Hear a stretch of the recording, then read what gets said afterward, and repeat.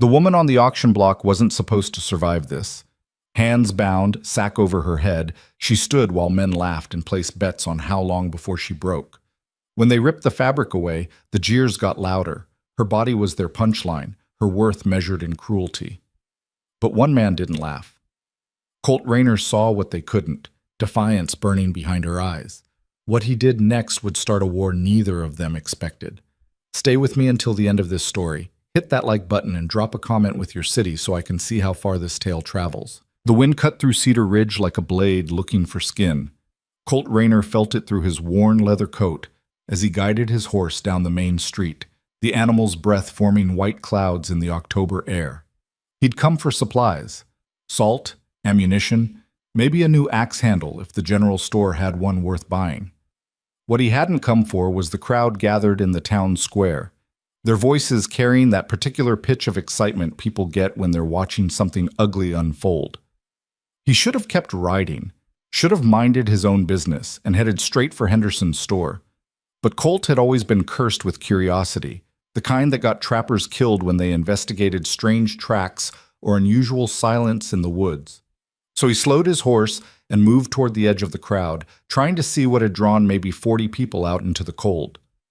The platform stood in the center of the square, hastily built from pine boards that still wept sap. On it, a man Colt recognized as Dutch Mercer, a cattle hand who worked for Victor Hale's operation, was addressing the crowd with the practiced enthusiasm of a carnival barker.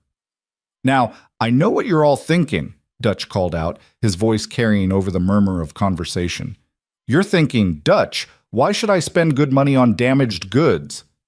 And that's a fair question, gentlemen. A fair question indeed. Colt's jaw tightened. He knew where this was going before Dutch even gestured to the figure standing behind him on the platform. The woman stood with her hands bound in front of her, a burlap sack pulled over her head. She wore a simple dress that had seen better days, the fabric straining across broad shoulders and a full figure. Even with her face covered, Colt could see the tension in her posture. Not the collapse of defeat, but something held rigid, controlled. "But hear me out," Dutch continued, warming to his pitch. "Every ranch needs someone who can handle the heavy work. Am I right? Someone strong enough to haul water, chop wood, handle the kind of labor that breaks the backs of smaller women. And this one here? Well, she's built for it. I'll tell you that much." Laughter rippled through the crowd. A man near Colt elbowed his companion. "Built like a damn ox, more like." Dutch grinned at the response. Now, Mr. Hale acquired this one through a legitimate debt contract. Her family owed, and she was collateral. He gave her honest work for 6 months, treated her fair and square. But the thing is, gentlemen, she proved to be difficult, stubborn, wouldn't follow simple instructions, always had something to say back. Mr. Hale's a patient man, but even he has his limits. "So he's dumping his problems on us?" someone shouted from the crowd. "Not dumping, friend. Offering an opportunity. She can work hard when she wants to. That's not in question. She just needs the right handler. Someone with a firm hand who can break her of these bad habits." Colt's fingers curled around his reins. The way Dutch talked about the woman, like she was a horse that needed breaking, made something cold settle in his gut. "How much?" a voice called out. Colt couldn't see who'd spoken. Dutch's grin widened. "Well, now we're getting to it. Given the circumstances, Mr. Hale is willing to be very reasonable. Shall we start at $5? Silence fell over the crowd. $5 was nothing for a contract, even a difficult one. The silence stretched long enough that Dutch's smile began to falter. "Come now, gentlemen. $5 for a strong worker? That's less than you'd pay for a decent plow horse." "Yeah, but a horse don't talk back," someone muttered, and more laughter followed. Dutch's face hardened slightly. "Fine. $3. And that's practically giving her away." Still, no one moved to bid. Colt watched the crowd, saw the mix of amusement and disgust on their faces. This wasn't about the money. This was about humiliation, putting this woman on display, making sure everyone in Cedar Ridge knew she'd been rejected, found wanting, cast aside. "All right," Dutch said, his voice taking on an edge. "Let's see what we're working with here. Maybe you boys need a better look to appreciate the value."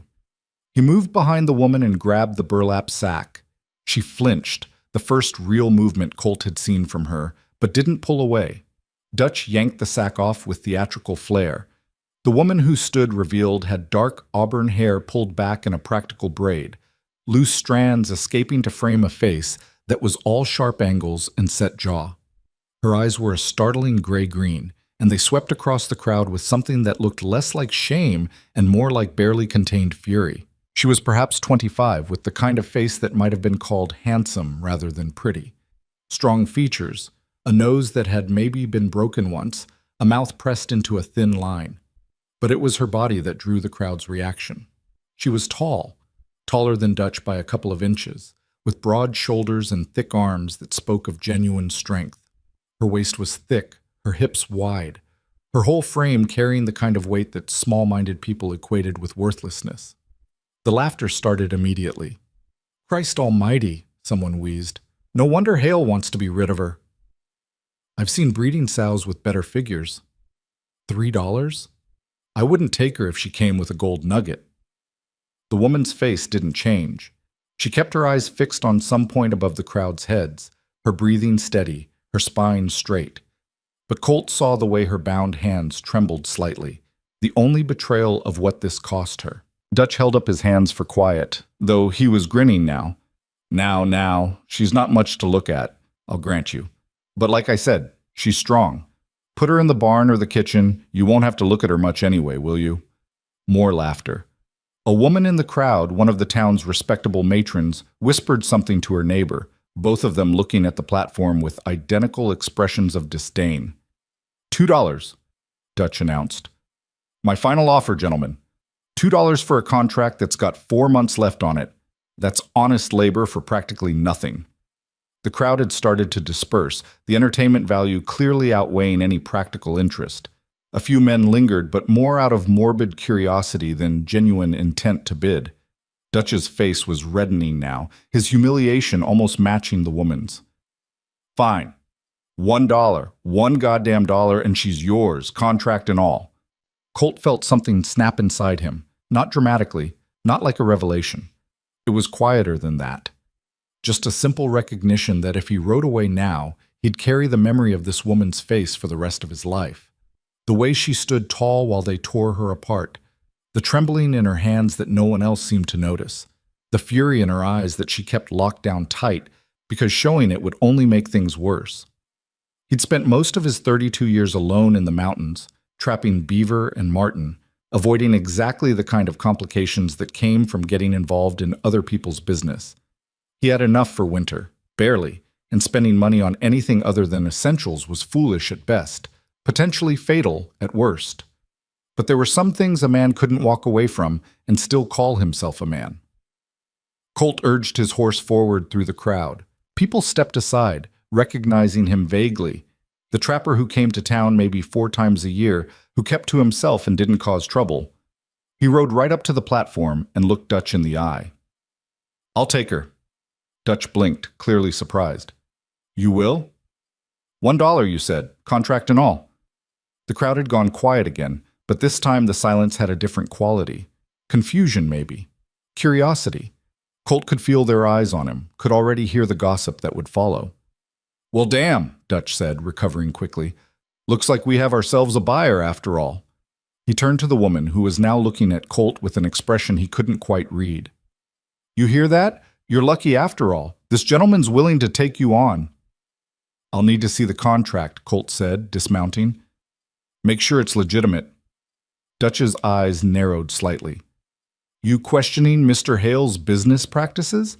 "I'm making sure I know what I'm buying. That's just common sense." For a moment it looked like Dutch might argue. Then he shrugged and pulled a folded paper from his coat pocket. "Suit yourself. It's all legal and binding."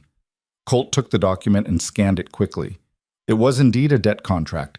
Rhea Vance, aged 24, indentured for 12 months to settle a family debt of $37. 8 months completed, 4 remaining. The terms were standard for such arrangements, though Colt had never liked the practice. Too easy for unscrupulous men to trap desperate people in permanent servitude through interest and additional expenses. "This says her family's debt was $37, Colt said. "You're selling her contract for $1? Dutch shrugged. "Mr. Hale's already written it off as a loss. He just wants her gone. You're doing him a favor, really." Colt looked at the woman, Rhea Vance. She was watching him now, those gray-green eyes sharp and assessing, trying to figure out what kind of man would buy her contract, whether she was walking out of one nightmare into another. Fair question. He pulled a silver dollar from his pocket and flipped it to Dutch, who caught it with a satisfied grin. Pleasure doing business with you, friend. She's all yours now. I'll need that in writing, Colt said. A bill of sale or transfer.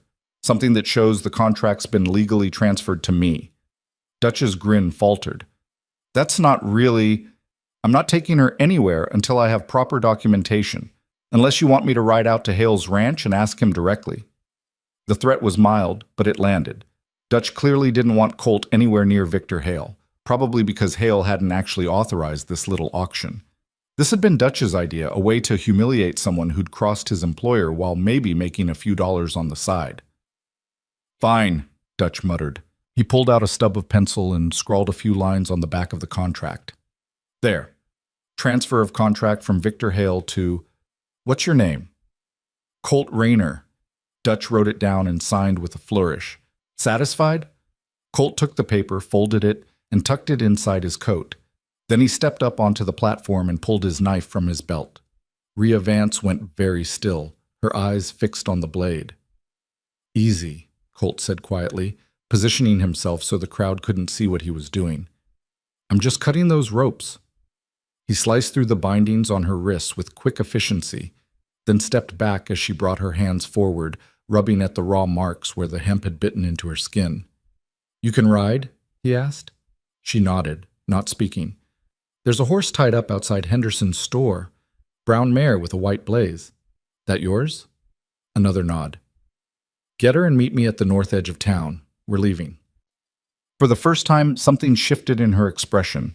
Uncertainty, maybe, or disbelief. Just like that? Her voice was lower than he'd expected, rough around the edges like she hadn't used it much lately.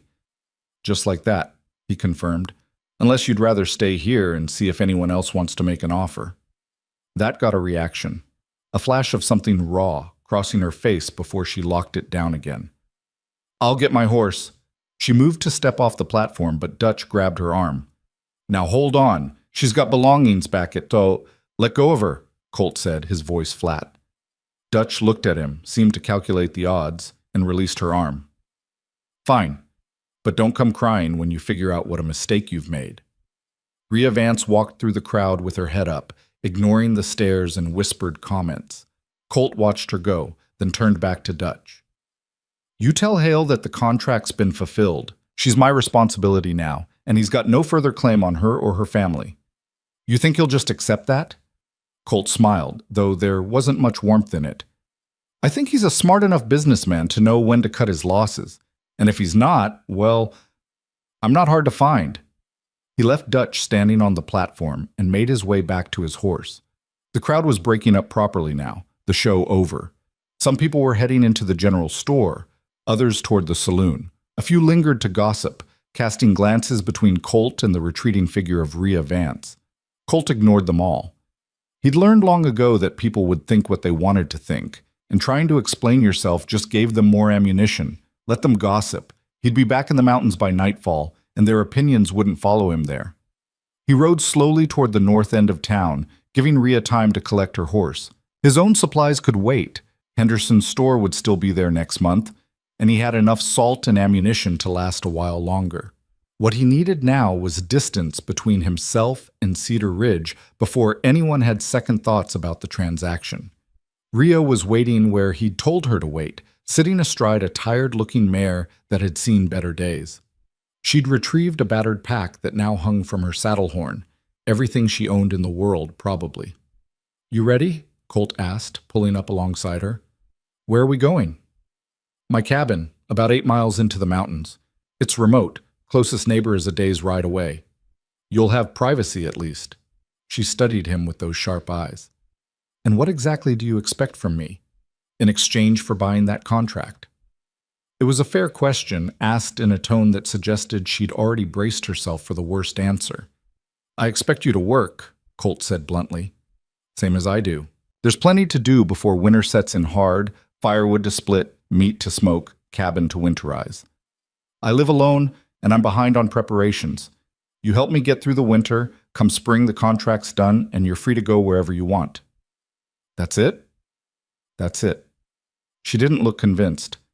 Men don't usually spend money without expecting something else. Colt met her gaze steadily. I'm not most men, and I'm not interested in forcing anyone to do anything they don't want to do. You'll have your own space in the cabin. You'll work hard but fairly, and when spring comes, you'll walk away free and clear. That's the deal. Rhea Vance looked at him for a long moment, and Colt had the unsettling feeling of being thoroughly assessed, weighed, measured, and judged by someone who'd learned not to trust easy promises. Finally, she nodded. All right, let's go. They rode north out of Cedar Ridge, leaving the whispers and stares behind them. The road quickly narrowed to a trail, and the trail eventually faded into wilderness. Colt led them higher into the mountains, following paths only he knew, marked by blazes on trees and the particular arrangement of rocks that meant something to someone who knew how to read them. They rode in silence for the first hour. Colt didn't mind. He was used to quiet, and he figured Rhea had enough to process without him filling the air with pointless conversation. The afternoon sun filtered through the pine trees, casting long shadows across the rocky ground. A hawk circled overhead, hunting. It was Rhea who finally broke the silence. Why did you do it? Colt glanced back at her. Do what? Buy my contract. You didn't know me. Didn't know if I could actually work or if I'd just be a burden. But you spent your money anyway. She paused. That was your money, wasn't it? Not just $1 you had lying around. He turned his attention back to the trail. It was my money. How much did you have before you spent it on me? Enough. That's not an answer. Colt sighed. I had $3 in change. Enough for the supplies I needed and a little left over. Now I've got $2 in change, which means I'll have to be more careful about what I buy. But I'll manage. He heard her breath catch slightly. You spent 1/3 of your money on a stranger. I spent $1 on stopping something I couldn't stomach watching. There's a difference. They rode in silence for another stretch. The trail grew steeper, winding between outcroppings of granite and stands of aspen that had already dropped their leaves. Winter would come early this year. Colt could feel it in the air, in the way the animals were behaving, in the particular quality of the light. My name's Rhea, she said eventually. Rhea Vance. I guess you saw that on the contract. Colt Rayner, though I guess you heard that part. Colt like the gun or the horse? Like the young horse. My mother had a sense of humor. He thought he heard a small sound that might have been a laugh, quickly stifled. Can I ask you something else? Rhea said. Seems like you're going to whether I say yes or not. When Dutch pulled that sack off my head and everyone started laughing, you didn't laugh. Why not? Colt considered the question. He could give her an easy answer, something noble-sounding about respect and decency. But she'd asked honestly, and she deserved honesty in return. My mother was a big woman, he said finally. Strong, like you. She could outwork most men, and she raised me on her own after my father died. She got the same looks you probably got your whole life, people judging her worth by her size instead of her character. I saw what that did to her, how it wore her down year after year until she started believing what they said about her. He paused, remembering. I was 14 when she died. Influenza. And I remember thinking how unfair it was that she'd spent her whole life being made to feel less than, when she was worth more than all of them combined. Rhea didn't respond immediately. When she did, her voice was quieter.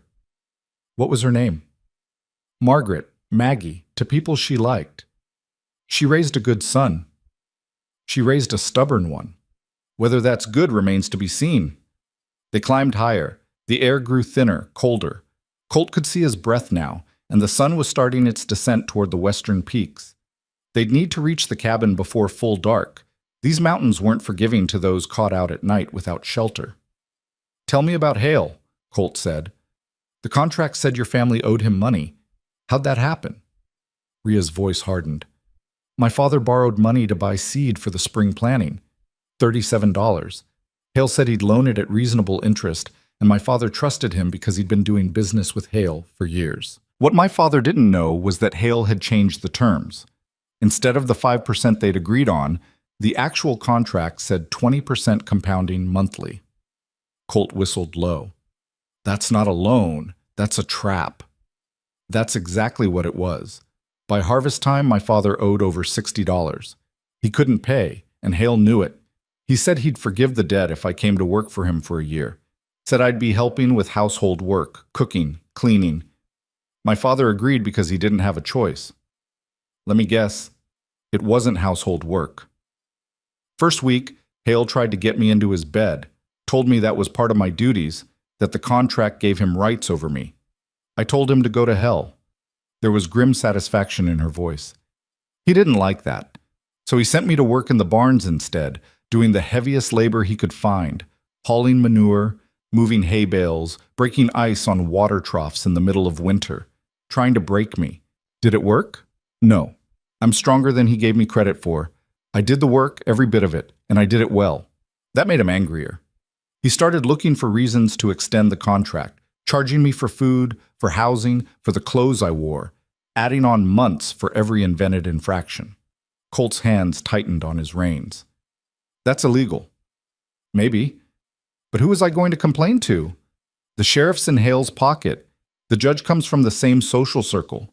I'm nobody, Colt, a big girl from a poor family with no connections and no money. The law doesn't protect people like me. She was right, and they both knew it. So what happened? Why the auction today? Rhea was quiet for a moment. When she spoke, there was steel in her voice. Hale kept pushing, kept trying to force me into situations where I'd have to submit or face consequences. 2 weeks ago, he cornered me in the barn, told me that if I didn't stop being so stubborn, he'd find ways to make things very difficult for my family. My sister Anna, she's 17, still at home with my parents. Colt could guess where this was going. He said maybe Anna would be more agreeable than me, more willing to fulfill certain obligations, that maybe he should transfer my debt to her instead. Son of a bitch. I hit him, Rhea said flatly. Broke his nose. Probably would have done worse if his men hadn't pulled me off. He had them lock me in the root cellar for 3 days while he decided what to do with me.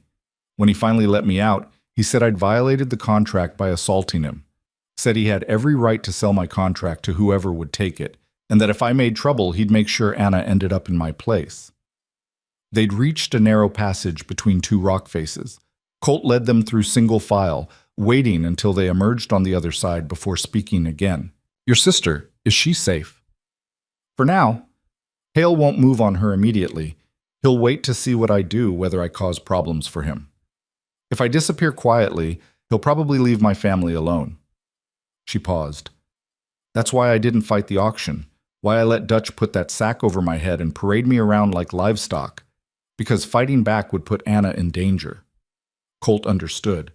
The world was full of men like Victor Hale, men who used power and money to trap people in impossible situations, who counted on desperation and fear to keep their victims compliant. And the law did nothing because the law was written by and for men like Hale. Does your family know where you are? He asked.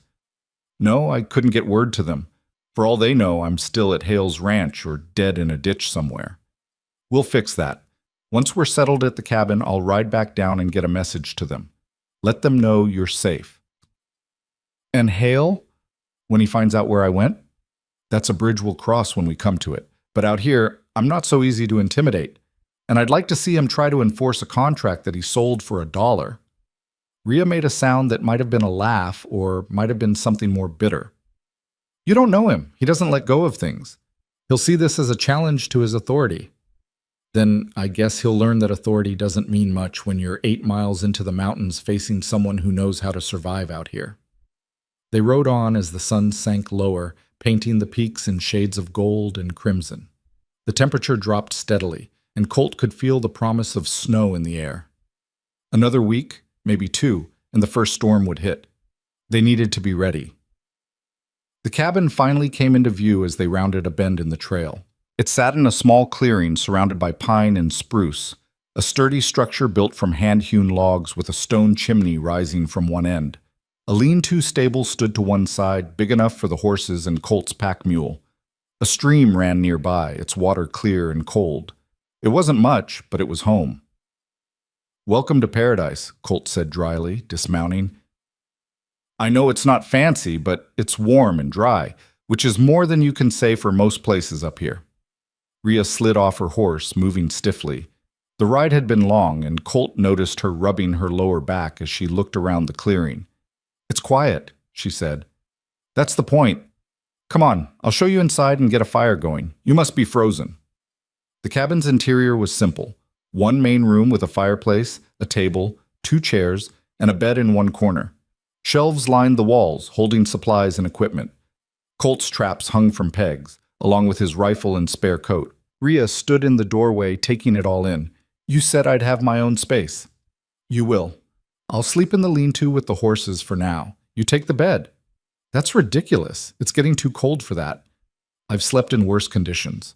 Besides, I need to winterize the lean-to anyway. Add some insulation, seal up the gaps.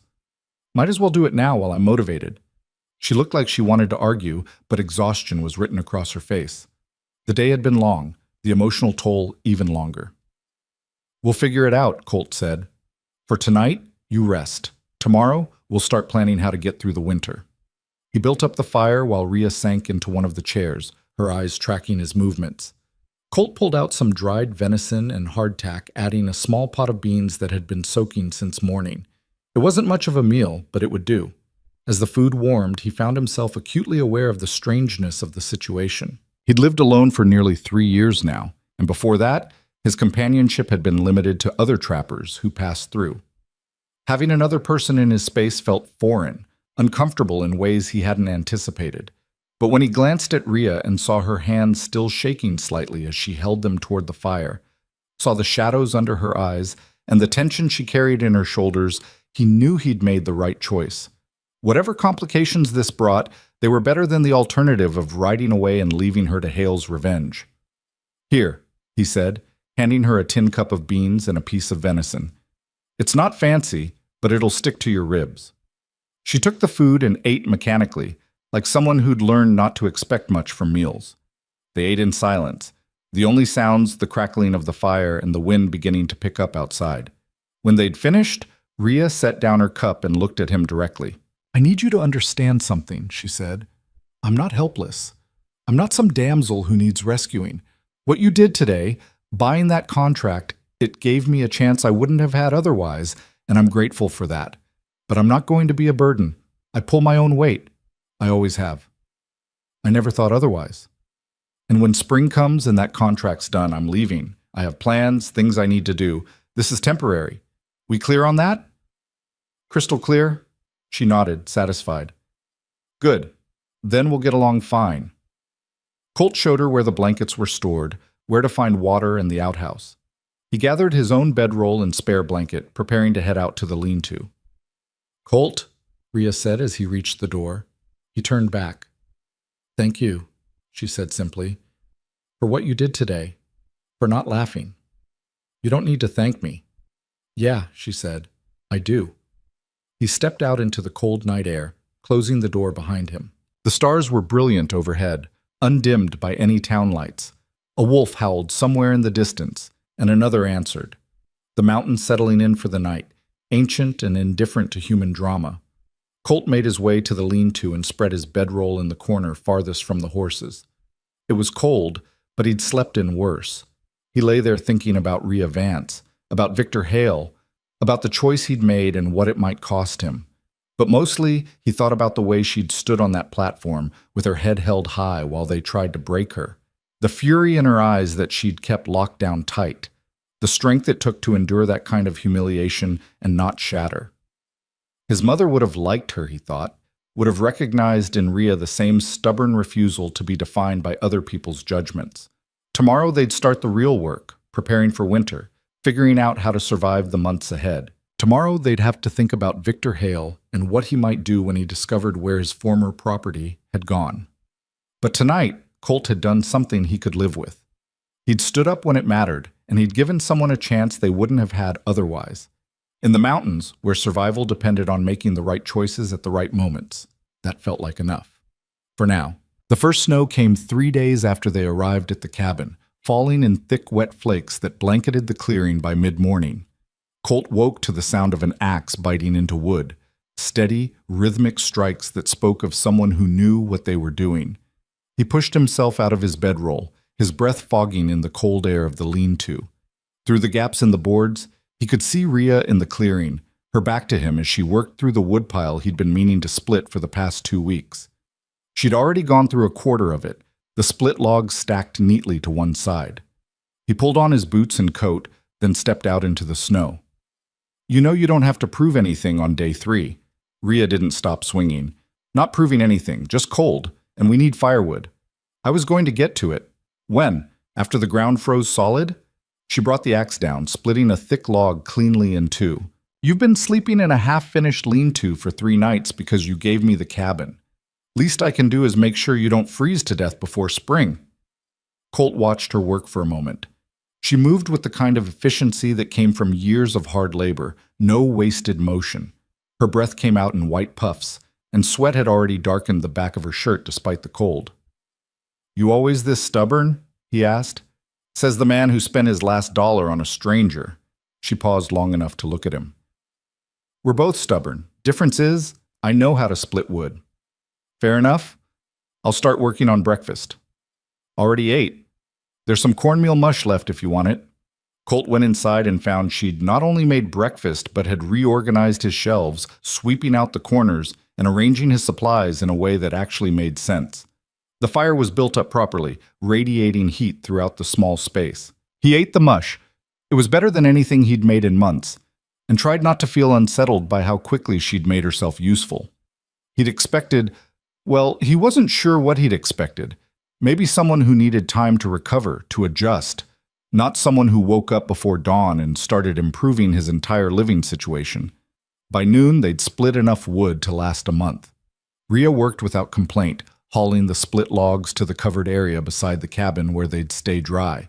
When Colt tried to take over the heavier work, she gave him a look that could have frozen the stream solid. "I'm not made of glass," she said. "I've been hauling hay bales that weigh more than you since I was 15. This is nothing. Didn't say you were made of glass, just thought you might want a break." "I'll break when the work's done." They worked side by side through the afternoon, and Colt found himself reassessing his initial plans.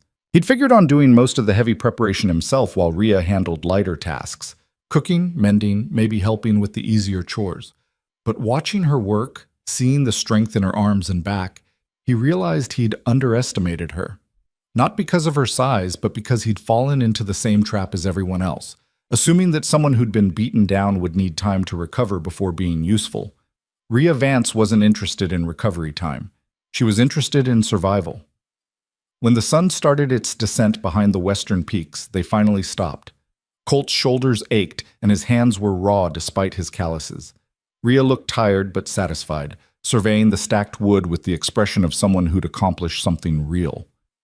"That should hold us for a while," she said. "More than a while. That's enough for 6 weeks. Easy." She nodded, brushing snow off her coat. "What's next?" "Next we eat. Then I need to finish winterizing the lean-to, and you need to not work yourself to death on your 4th day here." "I'm fine." "You're also human. Even the strongest people need rest." Rhea looked at him for a long moment, something shifting in her expression. "You really don't see it, do you?" "See what?" "The way other people look at me, what they assume." She gestured at herself, at her broad frame and thick arms. "You just see someone who can work, not someone who's too big, too masculine, too much." Colt shrugged. "I see someone who's strong. That's valuable up here. Everything else is just noise." "That simple for you?" "That simple." She smiled then, small, brief, but genuine. It was the first real smile he'd seen from her, and it changed her whole face, made her look younger, less guarded. "All right then," she said. "Let's eat." They fell into a rhythm over the next week. Rhea took over most of the cooking, which was fine by Colt, since his skills in that area ran toward functional but grim. She also reorganized his trapping equipment, mended clothes he'd been meaning to fix for months, and somehow made the cabin feel less like a temporary shelter and more like an actual home. In return, Colt taught her about the mountains. He showed her how to read the weather and the behavior of the birds, how to find game trails in the snow, how to move quietly through the forest. She absorbed it all with the focus of someone who understood that knowledge meant survival. They were checking his trapline on the 8th day when Rhea finally brought up her family. "You said you'd get a message to my parents," she said, stepping carefully over a fallen log. "I've been thinking about what to tell them. The truth seems like a good start." "The truth is complicated." She paused, scanning the trees ahead. "They'll want me to come home. And I can't, not while Hale still has leverage over Anna." "What kind of leverage?" Rhea's jaw tightened. "The debt contract didn't end when Hale sold me. He restructured it, transferred my remaining obligation to my father, with Anna as collateral if they can't pay. It's all legal, all documented. The sheriff witnessed the new terms." Colt felt cold that had nothing to do with the temperature. "When did this happen?" "The day before the auction. Hale's insurance policy, I guess, making sure I couldn't just disappear without consequences." She kicked at the snow. "So even though I'm free, my family isn't, and if I go back, if I make trouble, Anna pays the price." They walked in silence for a while, checking traps. Most were empty. It was still early in the season, but one had caught a decent-sized marten, and Colt showed Rhea how to reset it properly. "How much does your father owe now?" he asked as they moved to the next trap. $43, with interest compounding monthly. "At the rate Hale's charging, it'll be $60 by spring. And if they can't pay, Anna goes to work for him. Same contract I had. Same expectations." Colt's hand stilled on the trap mechanism. "We can't let that happen." "We?" Rhea looked at him sharply. "This isn't your fight, Colt. You already did more than anyone had a right to expect. I'm not dragging you into my family's mess." "Little late for that. The minute I bought that contract, I became part of this, whether you like it or not. Hale's going to see me as a threat to his authority. Might as well earn it." "You don't understand what you're dealing with. Hale owns half the valley. The sheriff, the judge, most of the businesses, they're all in his pocket. He's not some small-time rancher you can just outsmart." "Maybe not, but he's also not the only one with resources." Colt finished resetting the trap and stood. "I've been trapping these mountains for 15 years. I know every trail, every hiding spot, every way in and out of this territory. I know other trappers, mountain men, people who don't take kindly to men like Hale throwing their weight around. We're not powerless." Rhea studied him with those sharp, gray-green eyes. "Why are you doing this? Really? And don't give me some line about doing the right thing. Nobody risks everything for a stranger without a reason." "You want the honest answer?" "I wouldn't have asked otherwise." Colt looked out at the mountains, at the endless white expanse of wilderness that had been his home for most of his adult life. "I told you about my mother. What I didn't tell you is that I watched her die slowly, worn down by years of being treated like she was less than human because of how she looked. I was young, useless, couldn't do anything to help her." He turned back to Rhea. "I swore that if I ever had the chance to stop that from happening to someone else, I'd take it. Not for them, really. For her. For the kid I was who couldn't do anything but watch." Rhea didn't respond immediately. When she did, her voice was softer. "Your mother raised you right, even if your reasons are complicated. Everyone's reasons are complicated. Doesn't make them less real." They continued the trapline, moving through the forest with growing familiarity. Rhea was learning quickly, asking questions that showed she understood the deeper patterns. By the time they headed back to the cabin, she could read sign almost as well as Colt could. That evening, as they sat by the fire cleaning the day's catch, Rhea brought up something that had clearly been on her mind. "I need to know what you're carrying," she said, "beyond the debt." Colt looked up from the marten pelt he was scraping. "What do you mean?" "I mean, what's the real reason you're up here alone? Most trappers work in pairs or small groups. You've been solo for 3 years. That's unusual." "Maybe I like the quiet. Or maybe you're running from something." She set down her knife. "Look, I don't care what it is. But if we're going to survive up here together, if you're really going to help with my family, I need to know what I'm working with. What happens if your past catches up with you while we're dealing with Hale?" It was a fair question, and she was right. If they were going to trust each other, it had to go both ways. "I killed a man," Colt said quietly. 4 years ago, down in the valley. He was beating a prostitute to death in an alley behind the saloon. I pulled him off her, and he came at me with a knife. We fought, and I killed him. Ria's expression didn't change. Self-defense. That's what I thought. Turned out the man was the son of a territorial judge, rich, connected, the kind of person who matters. And the prostitute? She disappeared the next day, probably paid off or scared off. Without her testimony, it was just me standing over a dead man with his blood on my hands. So you ran? I left before they could arrest me. Came up into the mountains and stayed here. Every few months, someone new moves into the territory, and I think maybe it's someone looking for me. But so far, no one's come. He went back to scraping the pelt. So yeah, I'm running. Not proud of it, but there it is. Ria was quiet for a moment. Then she said, "The woman you pulled him off of, did she live?" "Yeah, I saw her the next morning before I left. Broken ribs, fractured jaw, but alive." "Then you did the right thing. Everything after that is just consequence." "Easy to say, harder to live with." "I didn't say it was easy. I said it was right. There's a difference." She picked up her knife again. "We all carry things, Colt. You carry a dead man who deserved what he got. I carry 8 months of humiliation and a sister I couldn't protect. Neither of us is clean, and neither of us is running anymore. We're just trying to survive long enough to fix what we can." They worked in silence after that, but it was a different kind of silence, the kind that came from understanding rather than discomfort. 2 days later, a rider appeared on the trail leading to the cabin. Colt spotted him from half a mile away and immediately sent Ria inside. "Stay away from the windows," he said, grabbing his rifle. "This could be nothing, but it could also be Hale's men. I'm not hiding while you face them alone." "You're not hiding. You're being smart. If this goes wrong, you run. There's a trail behind the cabin that leads deeper into the mountains. Follow it for 3 miles until you reach a fork. Take the left path. It'll bring you to a trapper named Samuel Two Bears. Tell him I sent you. He'll help." "Colt, please, Ria. I can handle one rider, but if there's more coming behind him, I need to know you're safe."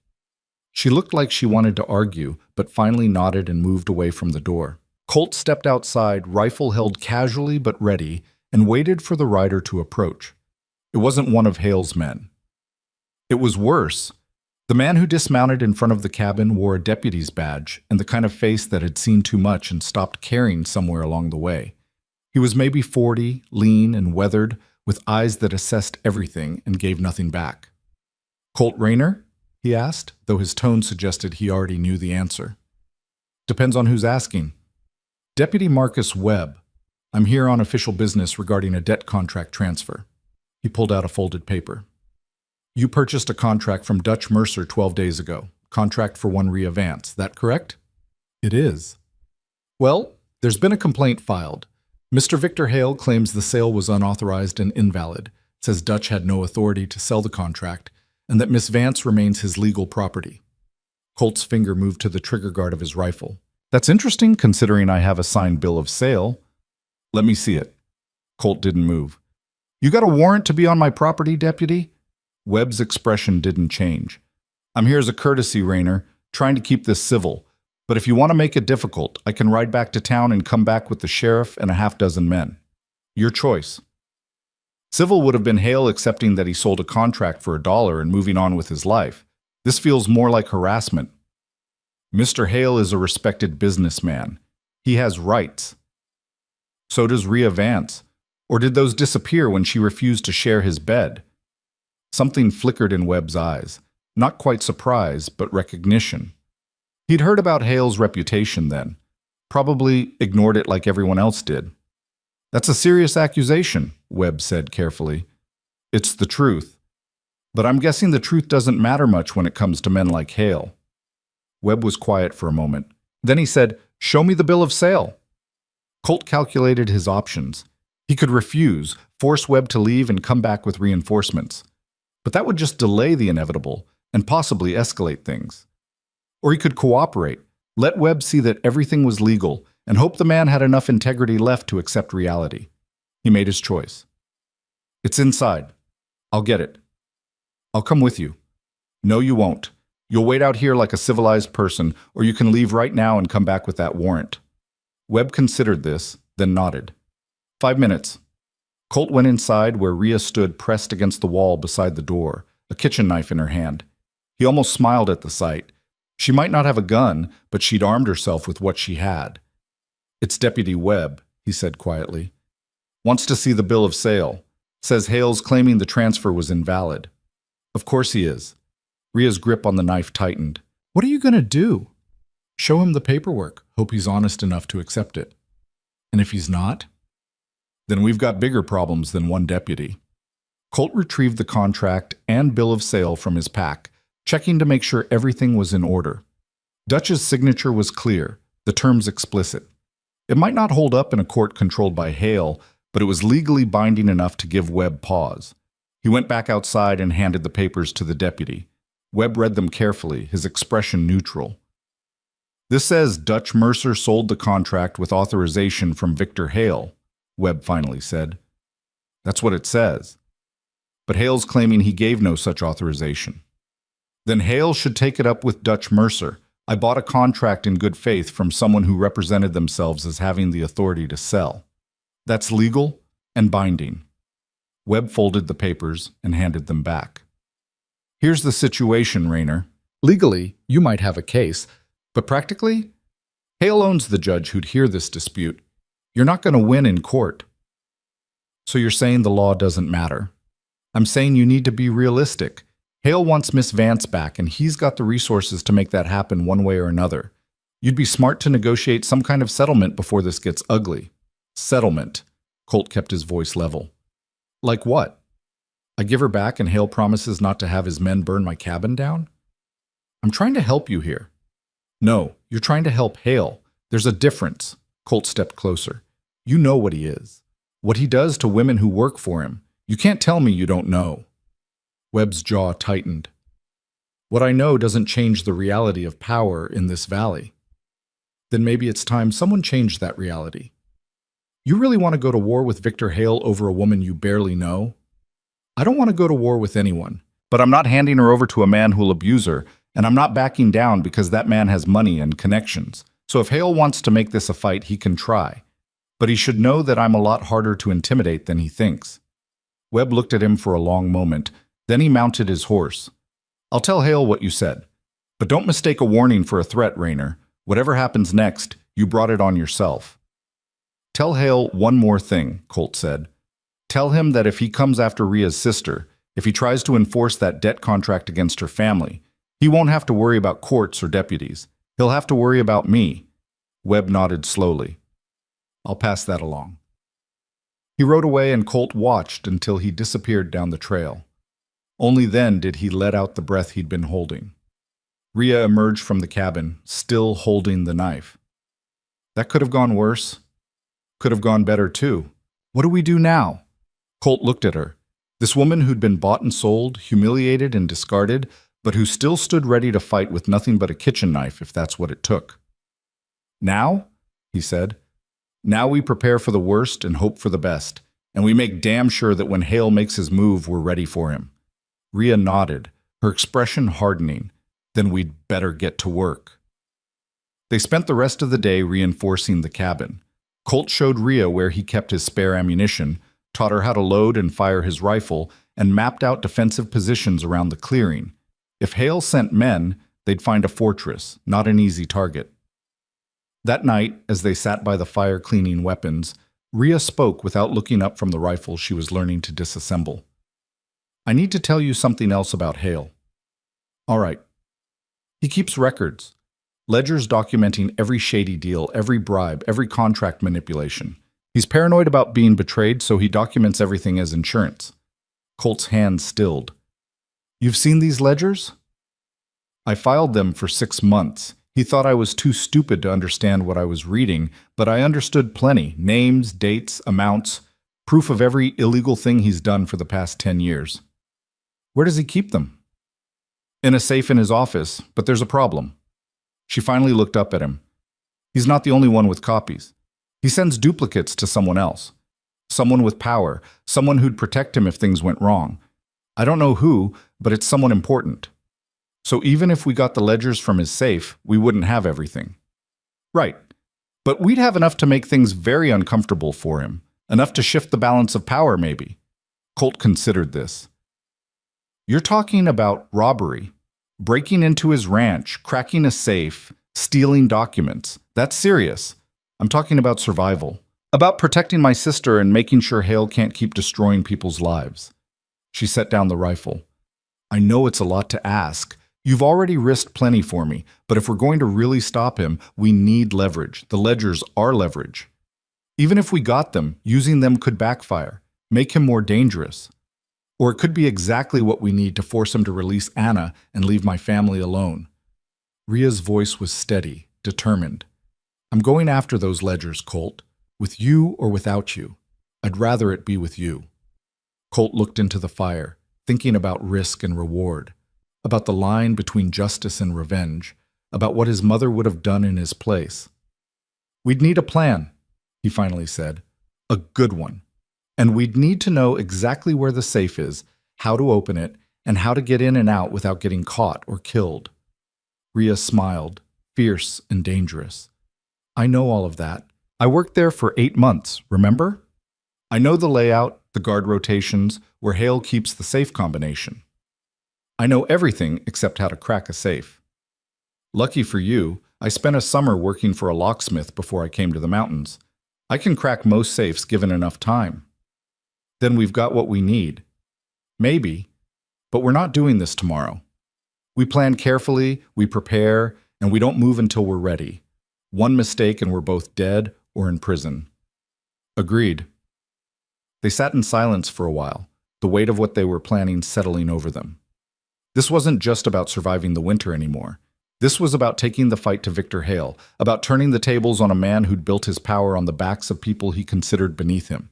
It was dangerous, probably stupid.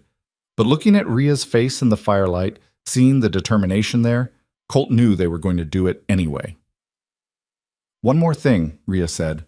When we do this, when we go after Hale, I need to get Anna out too.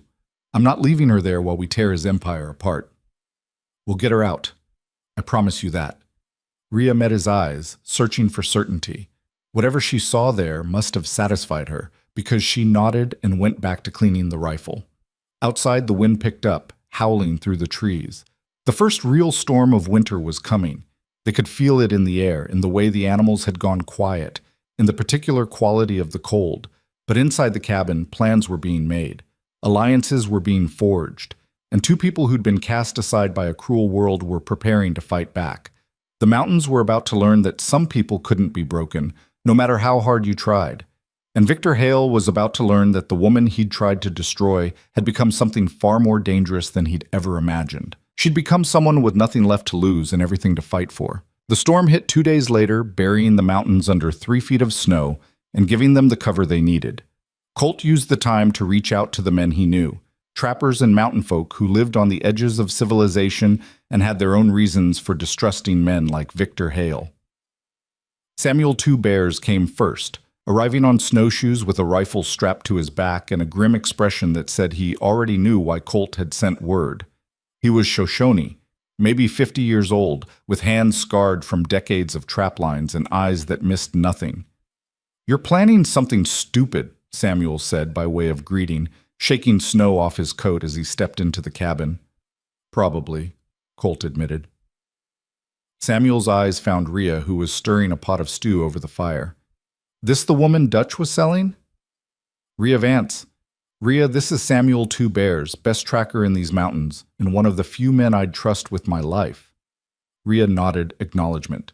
Samuel studied her for a long moment, then turned back to Colt. "Hale's been asking questions. Sent men into the high country looking for you. They're not subtle about it." "How many men?" "6 that I've seen, could be more. They're searching the old trails, checking with other trappers. Someone told them you have a cabin up here." Colt cursed under his breath. "How long before they find us?" "Week, maybe 2 if the weather holds bad. But they'll find you eventually. This isn't something you can hide from forever." "We're not trying to hide forever, just long enough to make our move." Samuel raised an eyebrow. "What kind of move?" Colt laid out the plan.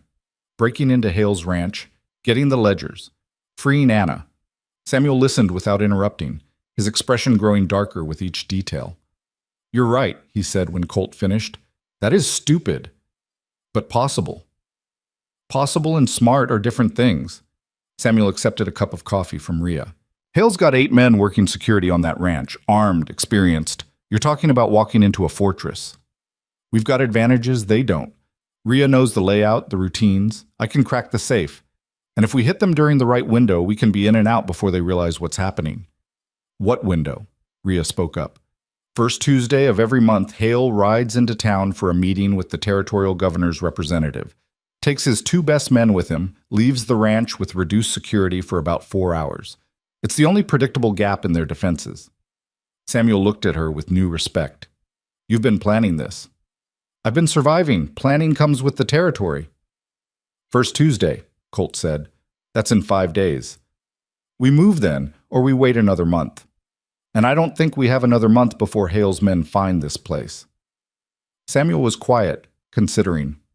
Finally, he said, You'll need more than just the 3 of us. Even with reduced security, 8 against 3 are bad odds. You know anyone else who might be interested? Maybe. There's a trapper named Garrett who lost his brother to one of Hale's schemes. And the Donovan brothers have been looking for a reason to make trouble since Hale tried to run them off their claim last spring. Samuel paused. But you need to understand something. These men aren't soldiers. They're not going to follow orders or stick to a plan if things go wrong. They're mountain folk, independent, unpredictable. I'll take unpredictable over outnumbered. Your funeral. I'll send word, see who's willing to ride. Samuel stood. But Colt? This thing you're doing, it's going to have consequences beyond just Hale. You're challenging the whole power structure of the valley. That doesn't end quietly. I know. After Samuel left, Rhea turned to Colt with a hard look. You didn't tell him everything. What do you mean? The part where this isn't just about getting the ledgers and freeing Anna. The part where you're planning to use those ledgers to burn Hale's entire operation to the ground. Colt met her gaze steadily. Would he have helped if I had? Probably not. Samuel's practical. He'd see that as suicide. She crossed her arms. Is it? Suicide? Might be. But half measures don't work with men like Hale. You take him down completely or you don't take him down at all. Anything less, and he'll come back twice as hard.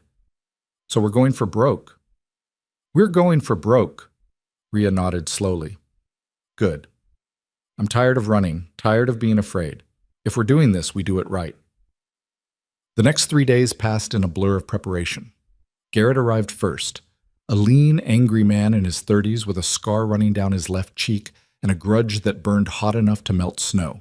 His brother had borrowed money from Hale to buy equipment for a mining claim, then died in a suspicious cave-in before he could pay it back. Hale had seized the claim and sold it for 10 times what the debt had been worth. I'm in, Garrett said simply when Colt explained the plan. Whatever it takes to hurt that bastard, count me in. The Donovan brothers came next, twins, barely 25, with red hair and matching grins that suggested they saw this whole thing as an adventure rather than a suicide mission. Colt wasn't sure if that was reassuring or terrifying. We get to shoot at Hale's men? One of them asked. Colt thought it was Patrick, but he couldn't be sure. Only if things go wrong. The goal is to get in and out without a fight. Where's the fun in that? The other brother, probably Michael, said with a laugh. Samuel shot them both a look. You treat this like a game. You'll get everyone killed. This is serious business. We know, Patrick said, his grin fading slightly. But we also know what Hale is. What he's done to people around here. Someone needs to stand up to him, and it might as well be us. By the eve of the first Tuesday, they had 6 fighters total. Colt, Rhea, Samuel, Garrett, and the Donovan brothers. Not an army, but enough to make a difference if everything went according to plan. The problem with plans, as Colt had learned over the years, was that they rarely survived contact with reality. They rode out before dawn, following trails that took them around the main roads and through terrain that most men wouldn't attempt on horseback. The snow had stopped, leaving the world crystal clear and brutally cold. Their breath formed white clouds, and ice crystals clung to the horses' manes. Rhea rode beside Colt, her face set with determination. She'd barely slept the night before, but she showed no signs of fatigue. If anything, she seemed more focused than ever, like a weapon finally being aimed at its target. You nervous? Colt asked quietly. Terrified, she admitted. But also ready. Does that make sense? Complete sense. They reached the ridge overlooking Hale's ranch by mid-morning. The spread was impressive, a large main house, multiple barns, bunkhouses for the workers, and corrals that currently held maybe 30 horses. Smoke rose from several chimneys, and Colt could see men moving between buildings. Count them, Samuel said, pulling out a small telescope. Colt did. I see 5. Maybe 6 if there's someone in the main house. Hale and his 2 best men left about an hour ago, Rhea said. I watched from the East Ridge. That leaves his second string, competent, but not as sharp as his main guards. Still 5 against 6, Garrett muttered. Not great odds. We're not fighting all of them, Colt reminded him. We split up. Rhea and I go for the office and the safe. Samuel and Garrett create a distraction on the east side, something that draws attention but doesn't immediately scream attack. The Donovans watch the approaches, make sure no one sneaks up on us. And if it all goes to hell, Michael asked, then we shoot our way out and run like hell was chasing us, because it will be. They split up as planned. Colt and Rhea approached from the south, using a dried creek bed for cover. The ranch had been built for function, not defense, which worked in their favor. There were plenty of blind spots, places where the guards couldn't see without actively looking. The office was in a separate building behind the main house, a smart choice on Hale's part, keeping business away from his living space.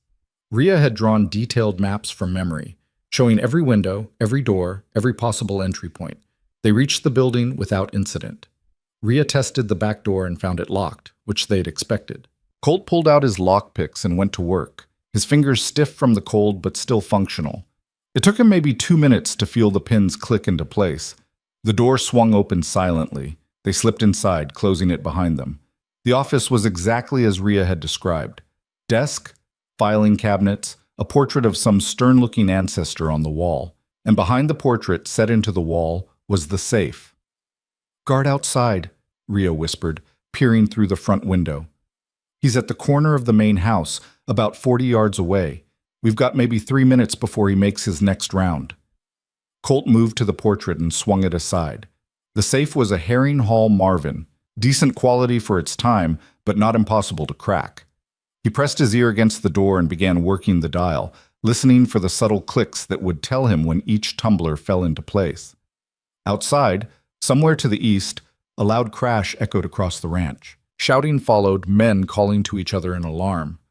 That's Samuel, Rhea said, still watching the window. Right on time. The guard Rhea had been watching took off running toward the commotion. 2 others appeared from different buildings, all heading east. The distraction was working. Colt focused on the safe, blocking out everything else. First tumbler fell at 23, second at 41. The third was being stubborn, and precious seconds ticked by as he felt for it. Colt, Rhea said urgently. Someone's coming back. How long? 30 seconds, maybe less. The third tumbler finally clicked. Fourth one came easier. Fifth and final was at 62, and the safe door swung open with a satisfying clunk. Inside were stacks of papers bundled with string. Colt grabbed them all, shoving them into the pack he'd brought. Ledgers, contracts, letters. He didn't have time to sort through them now. He'd take everything and deal with it later. Colt, now! He swung the safe shut, pushed the portrait back into place, and they moved to the back door. Rhea eased it open just as footsteps approached the front of the building. They slipped out and pressed themselves against the wall, barely breathing. The guard passed within 10 feet of them, circling the building. When he reached the front door and found it locked, he seemed satisfied and moved on. Go, Rhea whispered. They made it back to the creek bed and followed it away from the ranch. Behind them, the commotion was dying down. Samuel and Garrett had apparently finished their distraction and were pulling back. They were halfway to the rendezvous point when Rhea grabbed Colt's arm and pointed. There. A small cottage stood apart from the main ranch buildings, almost hidden by a stand of cottonwoods. Smoke rose from its chimney, and Colt could see a figure moving past one of the windows. That's where Anna is, Rhea said. That's where he keeps her. They discussed this possibility. The plan had been to get the ledgers first, then extract Anna on a second run when they had more leverage. But Rhea was already moving toward the cottage, and Colt knew there was no talking her out of it. "Damn it," he muttered, following her. They approached the cottage from the rear. Rhea tried the back door and found it unlocked. She pushed it open slowly, and they stepped into a small kitchen area. The girl sitting at the table looked up with wide, frightened eyes. She was younger than Rhea, maybe 17, with the same auburn hair and sharp features. Bruises marked her arms, and her dress hung loose on a too thin frame. "Anna," Rhea breathed. Anna's eyes went wide. "Rhea? What are you? You can't be here. If Hale finds out..." "Hale's in town, and we're leaving, right now." "I can't. The contract..." "Forget the contract. I'm not leaving you here." Rhea moved forward and grabbed her sister's hand. "Do you have a coat? Boots?" Anna nodded, still stunned. She grabbed a worn coat from a peg and pulled on boots that had seen better days. "There's a guard. He checks on me every hour." "When was the last check?" "Maybe 20 minutes ago." "Then we've got 40 minutes to get clear. Come on." They left through the back door, moving quickly across open ground toward the creek bed. Colt kept scanning for guards, his hand on his rifle. So far, luck was holding. They'd almost reached cover when a shout went up behind them. Colt turned to see a guard emerging from between two buildings, pointing in their direction. "Run," he said. They ran. The creek bed gave them cover for maybe 100 yards before it petered out into open terrain. Behind them, more shouts erupted. Men were mobilizing, realizing something was wrong. Colt fired a shot over the heads of the pursuing guards, buying them a few seconds as the men dove for cover. Then he was running again, following Rhea and Anna toward the tree line. They crashed into the forest as the first return shots rang out. Bullets snapped through branches above their heads, and Colt heard Anna cry out in fear. "Keep moving," Rhea shouted. "Don't stop." The rendezvous point was a clearing half a mile into the forest. Samuel, Garrett, and the Donovans were already there with the horses, looking tense. "About time," Samuel said, then saw Anna. "Damn it, Colt. We said just the ledgers." "Plans changed. Mount up." They threw themselves onto horses and took off through the forest, following a trail that Colt had scouted weeks earlier. Behind them, the sounds of pursuit grew louder. More men, more horses, converging on their position. "They're going to catch us," Garrett said, his horse laboring through the deep snow. "Not if we reach the Narrows first," Colt replied. "There's a passage about 2 miles ahead. We can hold them there." They rode hard, pushing the horses as fast as the terrain allowed. Anna clung to Rhea's back, her face buried against her sister's coat. The Donovans whooped and fired shots back at their pursuers, treating the whole thing like the adventure they'd imagined. The Narrows appeared ahead, a gap between two rock faces maybe 10 feet wide, the only easy passage through this part of the mountains. Colt led them through and immediately dismounted. "Samuel, Garrett, take the horses and get these two somewhere safe," he ordered, indicating Rhea and Anna. "The Donovans and I will hold here, slow them down." "I'm not leaving," Rhea said flatly. "Yes, you are. Anna needs you, and those ledgers need to survive. That's more important than holding a defensive position." Rhea looked like she wanted to argue, but Anna's arms tightened around her waist and she relented. "Don't die doing something stupid." "I'll do my best." Samuel and Garrett led Rhea and Anna deeper into the mountains, while Colt and the Donovans found positions in the rocks overlooking the Narrows. They didn't have to wait long. Hale's men came charging through the forest in a group of maybe 8 riders, moving fast and angry. They funneled into the Narrows without thinking, and that was their mistake. Colt fired first, his shot taking down the lead horse. The animal went down screaming, and the riders behind crashed into it in a chaos of tumbling bodies and panicked horses. The Donovans opened up from both sides, their rifles cracking in the cold air. The guards who'd made it through the initial chaos scrambled for cover, returning fire. Bullets pinged off rocks around Colt's position, and he heard one of the Donovans curse as a shot came too close. "Fall back," Colt shouted. "We've bought enough time." They retreated through the rocks, using the terrain to cover their withdrawal. The guards tried to follow, but the narrow passages and unfamiliar ground slowed them down. By the time they organized a pursuit, Colt and the Donovans had disappeared into the wilderness. They caught up with the others 3 hours later at a cave Samuel had prepared as a backup shelter. Rhea had a fire going, and Anna sat wrapped in blankets, looking shell-shocked, but alive. "Everyone accounted for?" Colt asked, doing a quick head count. "All present," Samuel confirmed. Though Patrick took a graze on his arm, nothing serious. Patrick held up his bandaged arm with a grin. "Barely felt it. You should see the other guy." "Did you kill anyone?" Anna asked quietly, looking at Colt. He met her eyes honestly. "I don't know. I killed a horse and I shot to wound, but in that chaos? I can't say for certain." Anna nodded, processing this. She looked at Rhea. "You came back for me." "Of course I came back for you. Did you think I'd leave you there?" "I thought—" Anna's voice broke. "I thought you'd forgotten about me, that you'd moved on and I was stuck there forever." Rhea pulled her sister into a fierce embrace. "Never. I was just waiting for the right moment, for the right help. And now we're both free." Colt opened the pack and spread the documents across a flat rock. Ledgers, just like Rhea had said. Names, dates, amounts. A decade's worth of fraud, extortion, and manipulation documented in meticulous detail. "This is everything?" Samuel asked, leafing through one of the ledgers. "Everything from his office safe," Colt confirmed. "Whether it's enough to bring him down, that's another question." "It's enough to hurt him," Garrett said, his finger tracing down a page. "Look at this. He's been skimming from the territorial tax receipts. That's not just illegal, that's hanging-level illegal if the right people find out." "The right people being the ones who aren't in his pocket," Rhea said. "How many of those are there?" "More than you think," Samuel said. "Hale's powerful in the valley, but he's made enemies. These ledgers give those enemies ammunition." Colt looked at the documents spread before him, feeling the weight of what they'd stolen. This wasn't just about Rhea or Anna anymore. This was about dismantling an entire empire built on cruelty and greed. "We need to get these to someone who can use them," he said. "Someone with the authority and the integrity to act on what's here." "The territorial marshal," Samuel suggested. "Thomas Brennan. He's straight and he's got jurisdiction over everyone, including judges and sheriffs in Hale's pocket." "Where's he based?" "Capital City. 3 days hard ride from here." "Then that's where I'm going." Colt started gathering the documents. "Samuel, can you and Garrett get Rhea and Anna somewhere safe? Somewhere Hale can't find them?"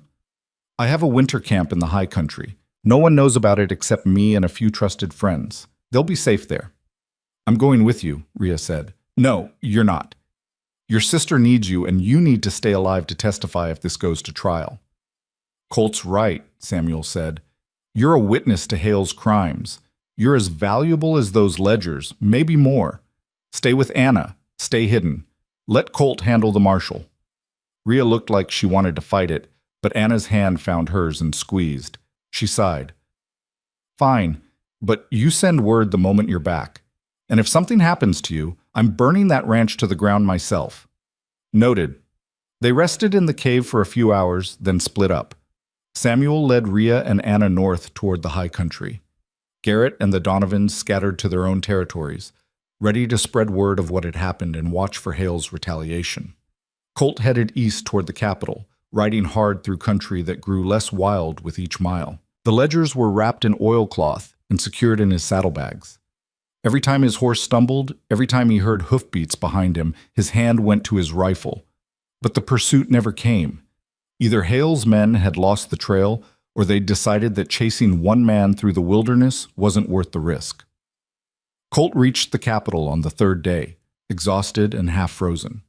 The territorial marshal's office was in a brick building near the courthouse, and Colt walked in looking like exactly what he was, a mountain man who'd ridden through hell to get there. The clerk at the desk looked him up and down with distaste. "Can I help you?" "I need to see Marshal Brennan. It's urgent." "The marshal is a busy man. You'll need to make an appointment." Colt pulled one of the ledgers from his coat and dropped it on the desk. "Tell him I have evidence of territorial tax fraud, extortion, and debt contract manipulation. Tell him it involves Victor Hale and at least a dozen other prominent citizens. And tell him if he doesn't see me in the next 10 minutes, I'm taking this to the newspapers instead." The clerk's eyes widened. He disappeared through a door, and less than 5 minutes later, Colt was sitting across a desk from Marshal Thomas Brennan. Brennan was maybe 50, with iron gray hair and the kind of face that had seen too much corruption to be shocked by anything. He listened to Colt's story without interrupting, his expression neutral. When Colt finished and laid out the ledgers, Brennan spent 20 minutes reading through them in silence. Finally, he looked up. "These are authentic?" They came directly from Hale's office safe. The woman who filed them for him can verify their authenticity. "And where is this woman?" "Somewhere safe. Somewhere Hale can't reach her. She'll testify when the time comes, but not before. Hale's already tried to have her killed once." Brennan nodded slowly. "You understand what you're doing here. The people named in these ledgers, they're not just criminals. They're judges, sheriffs, businessmen with connections. Going after them will make you a lot of enemies." "I already have enemies. Might as well make them count for something." The marshal almost smiled. "Fair enough. Leave the ledgers with me. I'll need a few days to verify what's here and build a case. Where can I reach you?" Colt gave him the address of a boarding house he'd seen on the way into town. "I'll be there for 3 days. After that, I'm heading back into the mountains." 3 days should be enough. If what's in these ledgers is even half accurate, we'll have warrants ready by then." Colt stood to leave, then paused. "Marshal, there's a girl involved in this, Anna Vance. Hale's been holding her under a fraudulent debt contract. She's 17, and he's got plans for her that have nothing to do with legitimate labor. When you move on Hale, her safety needs to be a priority." "Understood. I'll make sure she's protected." Colt left the office feeling lighter than he had in weeks. The ledgers were in the right hands now. The rest was up to Brennan and the law. He spent 3 days in the capital, sleeping in a real bed for the first time in months, and eating food he didn't have to hunt or trap himself. On the morning of the 4th day, a messenger arrived from Brennan.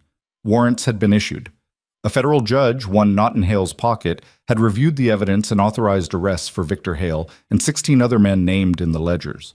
Marshals were being dispatched to execute the warrants within the week. Colt rode back to the mountains feeling something unfamiliar settle in his chest. It took him a while to recognize it as hope. He found Rhea and Anna at Samuel's winter camp, a collection of sturdy cabins built into a sheltered valley that held warmth better than it had any right to. Rhea saw him coming and ran out to meet him, her face breaking into a smile that made his chest tight. "Well?" she demanded. "It's done. Warrants issued. Marshals moving on Hale within the week." Rhea let out a breath she seemed to have been holding for days. "And Anna? The contract?" "Brennan's making it a priority. The contract's fraudulent. Any judge who isn't corrupt will throw it out. Your sister's free." Rhea's eyes filled with tears, and before Colt could react, she pulled him into an embrace that nearly knocked him off his feet. She was strong. He'd known that. But feeling that strength used to hold him rather than fight him was different. "Thank you," she whispered against his shoulder. "Thank you for believing me, for risking everything." "You did the risking. I just rode the horse." She pulled back, laughing and crying at the same time. "You're a terrible liar, Colt Rayner." Anna appeared in the doorway of one of the cabins, and Rhea went to her, taking her hands and telling her the news. Colt watched them embrace, watched the weight lift from both their shoulders, and felt satisfied in a way he hadn't felt in years. They'd fought the power structure and won. They'd stood up to a man who'd seemed untouchable and torn him down. And they'd done it without becoming the kind of people who used cruelty and exploitation to get what they wanted. That night, around Samuel's fire, they celebrated with the few mountain folk who'd helped make it possible. Garrett was there, and the Donovans, and a few others who'd heard the story and wanted to see the women who'd brought down Victor Hale. But Colt found himself sitting apart from the celebration, looking out at the dark mountains and thinking about what came next. The fight wasn't over. Hale would have lawyers, would fight the charges, would try to use whatever influence remained to him. And even if he went down, there would be others like him. There always were.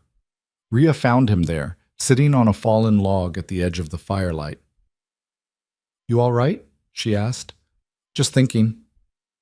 "About?" "About whether what we did will stick. Whether it matters in the long run." Rhea sat beside him. "It matters. Even if Hale walks, even if some judge finds a way to throw out the evidence, we still fought back. We still showed that people like him can be challenged. That matters." "You sound sure." I am sure. Because for the first time in 8 months, my sister isn't afraid to fall asleep at night. Because I can breathe without feeling like there's a hand around my throat. Because we took something ugly and turned it into something that might actually help people. She looked at him. That matters, Colt. Don't let anyone tell you it doesn't. He met her eyes, saw the conviction there, and felt some of his doubt ease. What are you going to do now, when all this settles? I don't know yet. Stay with Anna until she's ready to face the world again. Maybe find work somewhere, save up money, build something that's ours that no one can take away. She paused. What about you?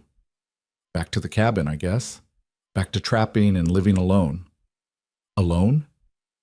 There was something in the way she said it, a weight to the single word that made Colt's heart beat faster. Unless you and Anna wanted to stay, he found himself saying. The cabin's small, but we could build on. Make it big enough for 3. Or 4, if Samuel wants to join us for the winter. Rhea smiled, that fierce, genuine smile he was learning to recognize. You offering us a home, Colt Rayner? I'm offering partnership, a place to live, work to do, people to trust. It's not much, but it's honest. Honest is more than most people get. She extended her hand. Partners, then. He shook it, feeling the strength in her grip, and thought about how much had changed in just a few weeks. He'd gone from a solitary trapper avoiding complications to a man with partners, with purpose, with something worth protecting. It wasn't what he'd planned, but sitting there beside Rhea, watching the fire and listening to Anna's laughter mixing with the Donovans' jokes, Colt thought maybe the best things in life were the ones you never planned for. The mountains had taught him to survive alone. These people were teaching him why survival mattered in the first place. And somewhere in the valley below, Victor Hale's empire was crumbling. Justice was slow, imperfect, and often unfair. But sometimes, if you fought hard enough and refused to break, it came through anyway. That was enough for tonight. Tomorrow they'd start building something new. The celebration lasted exactly one night before reality came crashing back. A rider arrived at Samuel's camp before dawn, his horse lathered and trembling. Colt recognized him as one of the trappers who worked the lower valleys, a quiet man named Thomas, who rarely spoke unless he had something important to say. Marshals moved on Hale yesterday, Thomas said, accepting a cup of coffee with shaking hands. Got him in custody along with 6 others. But there's a problem. Colt felt his stomach drop. What kind of problem? Hale's lawyers are already working. They're claiming the ledgers were stolen property, that any evidence derived from them is inadmissible. And they're saying that since Anna Vance was still under contract when you took her, you committed kidnapping. That's horseshit, Garrett said. The contract was fraudulent. Maybe so, but proving it takes time. And while the lawyers argue, Hale's still got people loyal to him. Word is, they're looking for the girl. Saying if she disappears before the trial, the kidnapping charges go away and the case falls apart. Rhea had gone very still. They're coming after Anna. They're already looking. Hale's men have been riding through every settlement within 50 miles, asking questions, offering money for information. Thomas looked at Colt. You need to move her, somewhere they won't think to look. Anna appeared in the doorway of the cabin, her face pale. I heard. I'm sorry, I didn't mean to cause more trouble. You didn't cause anything, Rhea said fiercely. This is Hale's doing, not yours. But if you wasn't here, you'd be dead or worse. Don't apologize for surviving. Colt's mind was already racing through options.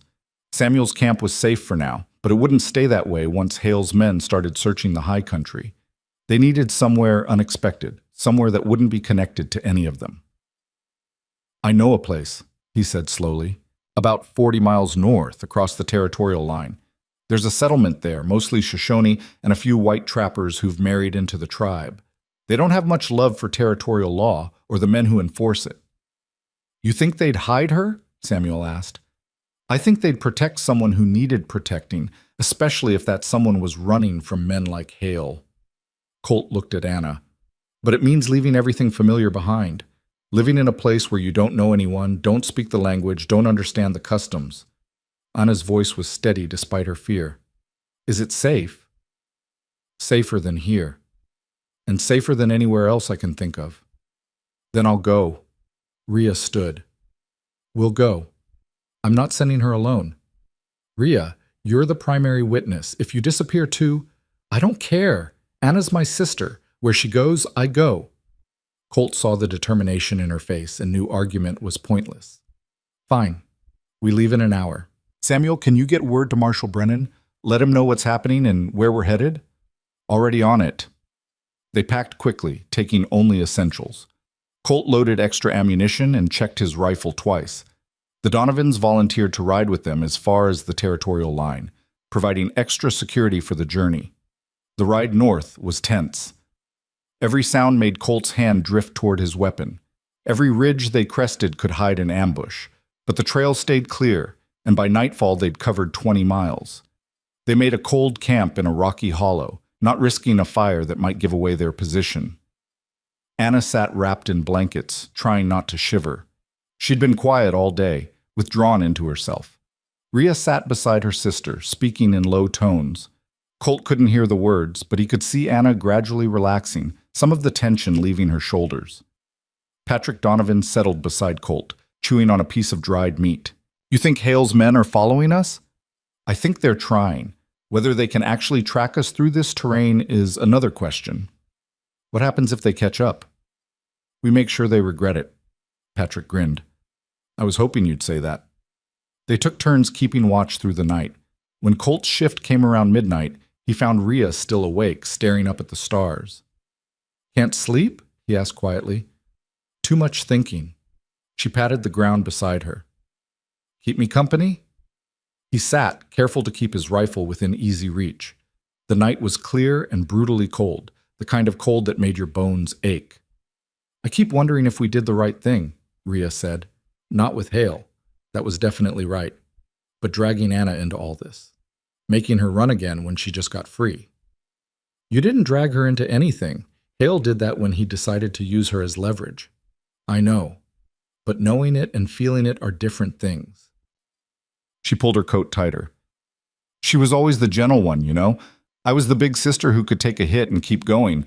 Anna was the one who cried at sad stories and brought home injured birds to nurse back to health. This world isn't built for people like her. Maybe. Or maybe she's stronger than you think. She survived 8 months under Hale's control without breaking. That takes strength. Different kind of strength. Rhea was quiet for a moment. She asked me something earlier. Asked if I thought she'd ever feel normal again. What did you tell her? I told her normal was overrated, that we don't need to be who we were before. We just need to become who we are now. Rhea looked at him. You think that's true? I think people are more adaptable than they give themselves credit for. Your sister's been through hell, but she's still here, still fighting. That counts for something.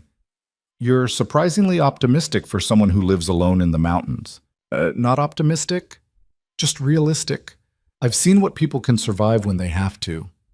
They sat in comfortable silence for a while, watching the stars wheel slowly overhead. Somewhere in the distance, a wolf howled, long, mournful, beautiful in its loneliness. Can I ask you something? Rhea said. You going to whether I say yes or not? She smiled. Fair. When this is over, when Anna's safe and the trial's done and Hale's either in prison or dead, what then? What do you want?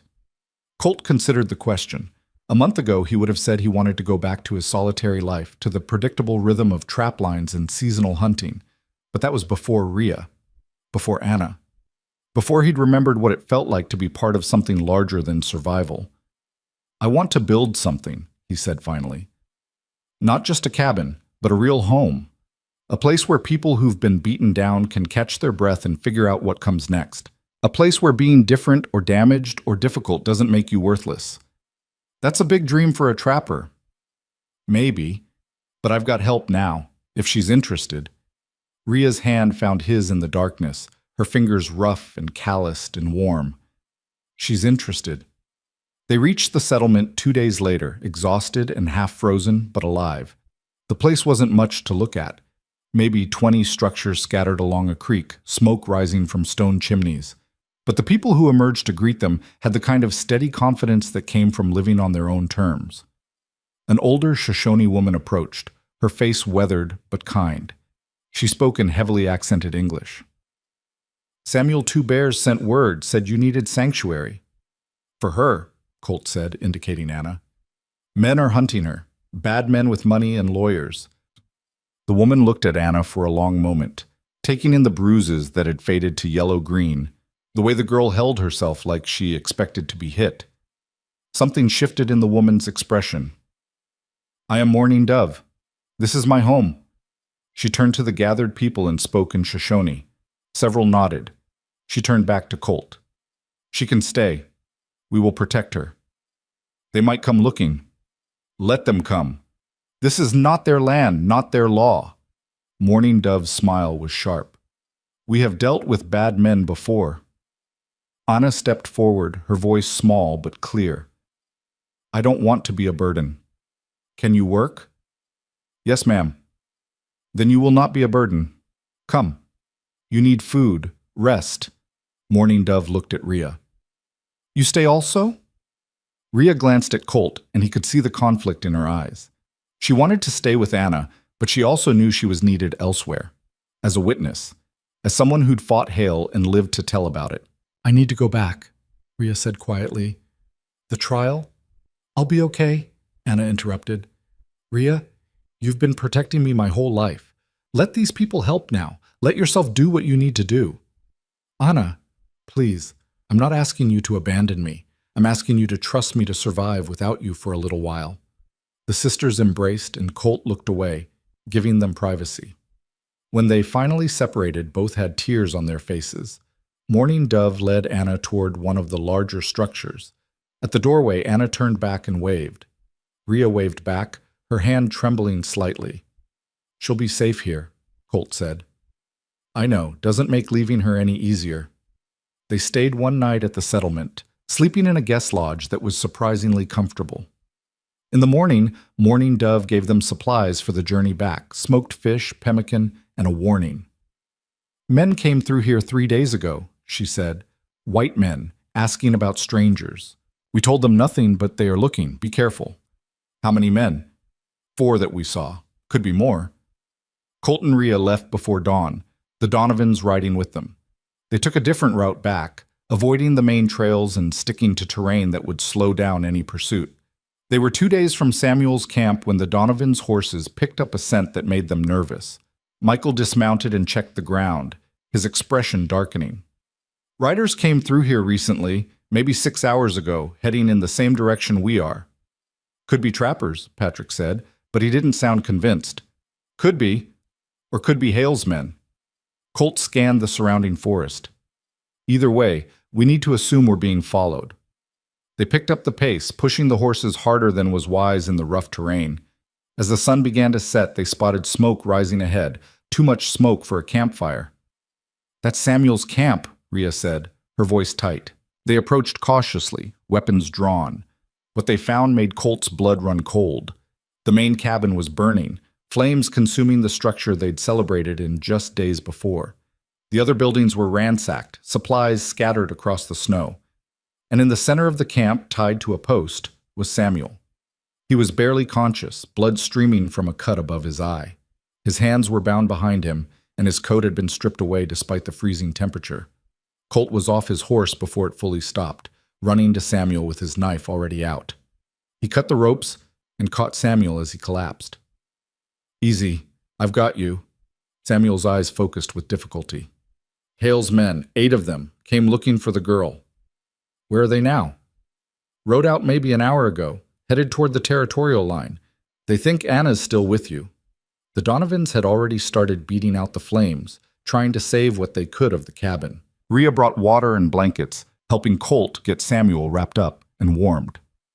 Did you tell them where Anna is? Colt asked. Samuel managed a broken laugh. Told them to go to hell. They didn't like that answer. Samuel, you stubborn fool. Had to buy you time. Had to make sure they went the wrong direction. He gripped Colt's arm with surprising strength. They're planning an ambush, somewhere along the trail to the settlement. They know you'll be coming back this way. How do you know? Because I heard them talking while they were beating me. They're not subtle men, Colt. They think they've got you trapped. Colt exchanged a look with Rhea. Then we spring their trap first. That's suicide, Patrick said. Maybe. But if we don't stop them now, they'll keep coming. They'll eventually find Anna, and everything we've done will be for nothing. Colt stood, his decision made. Besides, I'm tired of running. Time to end this. They left Samuel with supplies and instructions to ride for help if they didn't return in 3 days. Then Colt, Rhea, and the Donovans set out to hunt the hunters. Colt knew this territory better than anyone. He knew where men planning an ambush would set up, high ground with good visibility, a narrow passage that forced riders into a kill zone. There were 3 such spots between here and the territorial line. They checked the first 2 and found them empty. The third was a rocky defile with steep walls on both sides, maybe 50 yards long. Perfect ambush terrain. "They're here," Colt said quietly, reading the subtle signs. Disturbed snow. Horse droppings that were still steaming. The particular quality of silence that came when predators were waiting. "How do you want to play this?" Michael asked. "We don't go through the defile. We go over it." Colt pointed to the ridge on the eastern side. "We climb up, come at them from above, turn their ambush into ours." It took them 2 hours to circle around and climb the ridge, moving slowly to avoid dislodging rocks that would give away their position. By the time they reached the top and looked down into the defile, the sun was setting and Hale's men were getting restless. Colt counted 8, just like Samuel had said.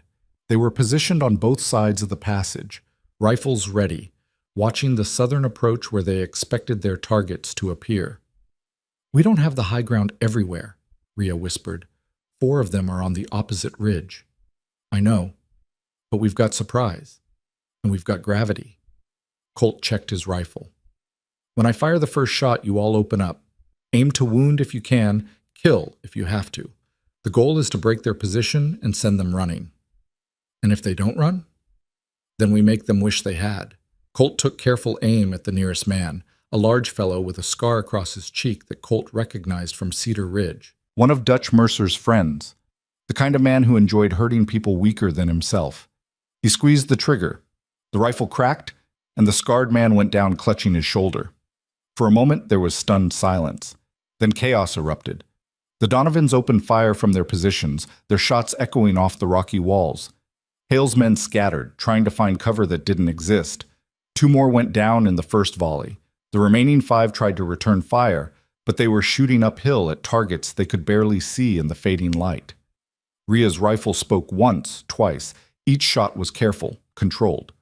Colt saw one of Hale's men drop his weapon and clutch his leg, screaming. "Fall back!" someone yelled from below. "Fall back!"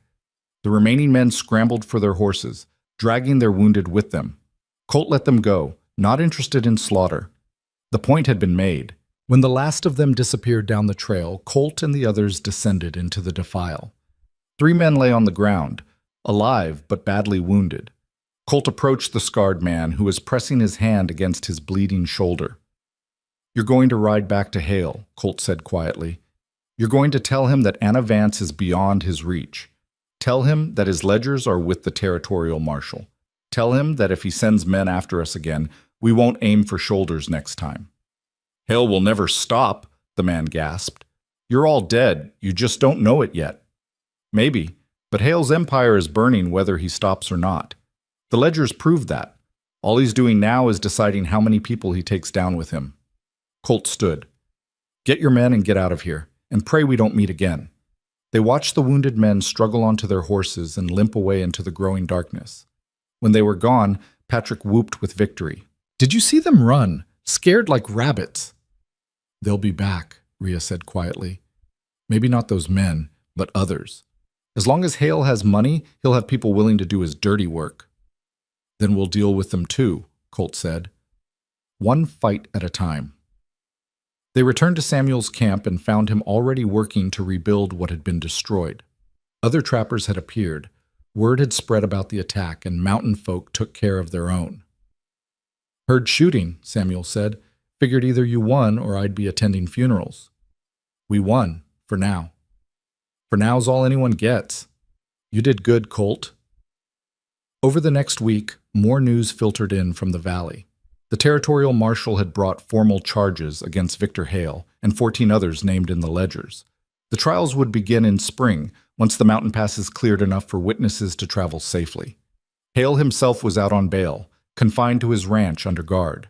His lawyers were working overtime, but even they seemed to recognize the evidence was damning. And then, 3 weeks after the ambush in the D-file, a writer arrived with a message that changed everything. Victor Hale was dead. According to the official report, he died of a heart attack in his sleep. But the writer, one of the marshals who'd been guarding him, pulled Colt aside and told a different story. "It wasn't his heart," the marshal said quietly. "Someone got to him. Poison, most likely.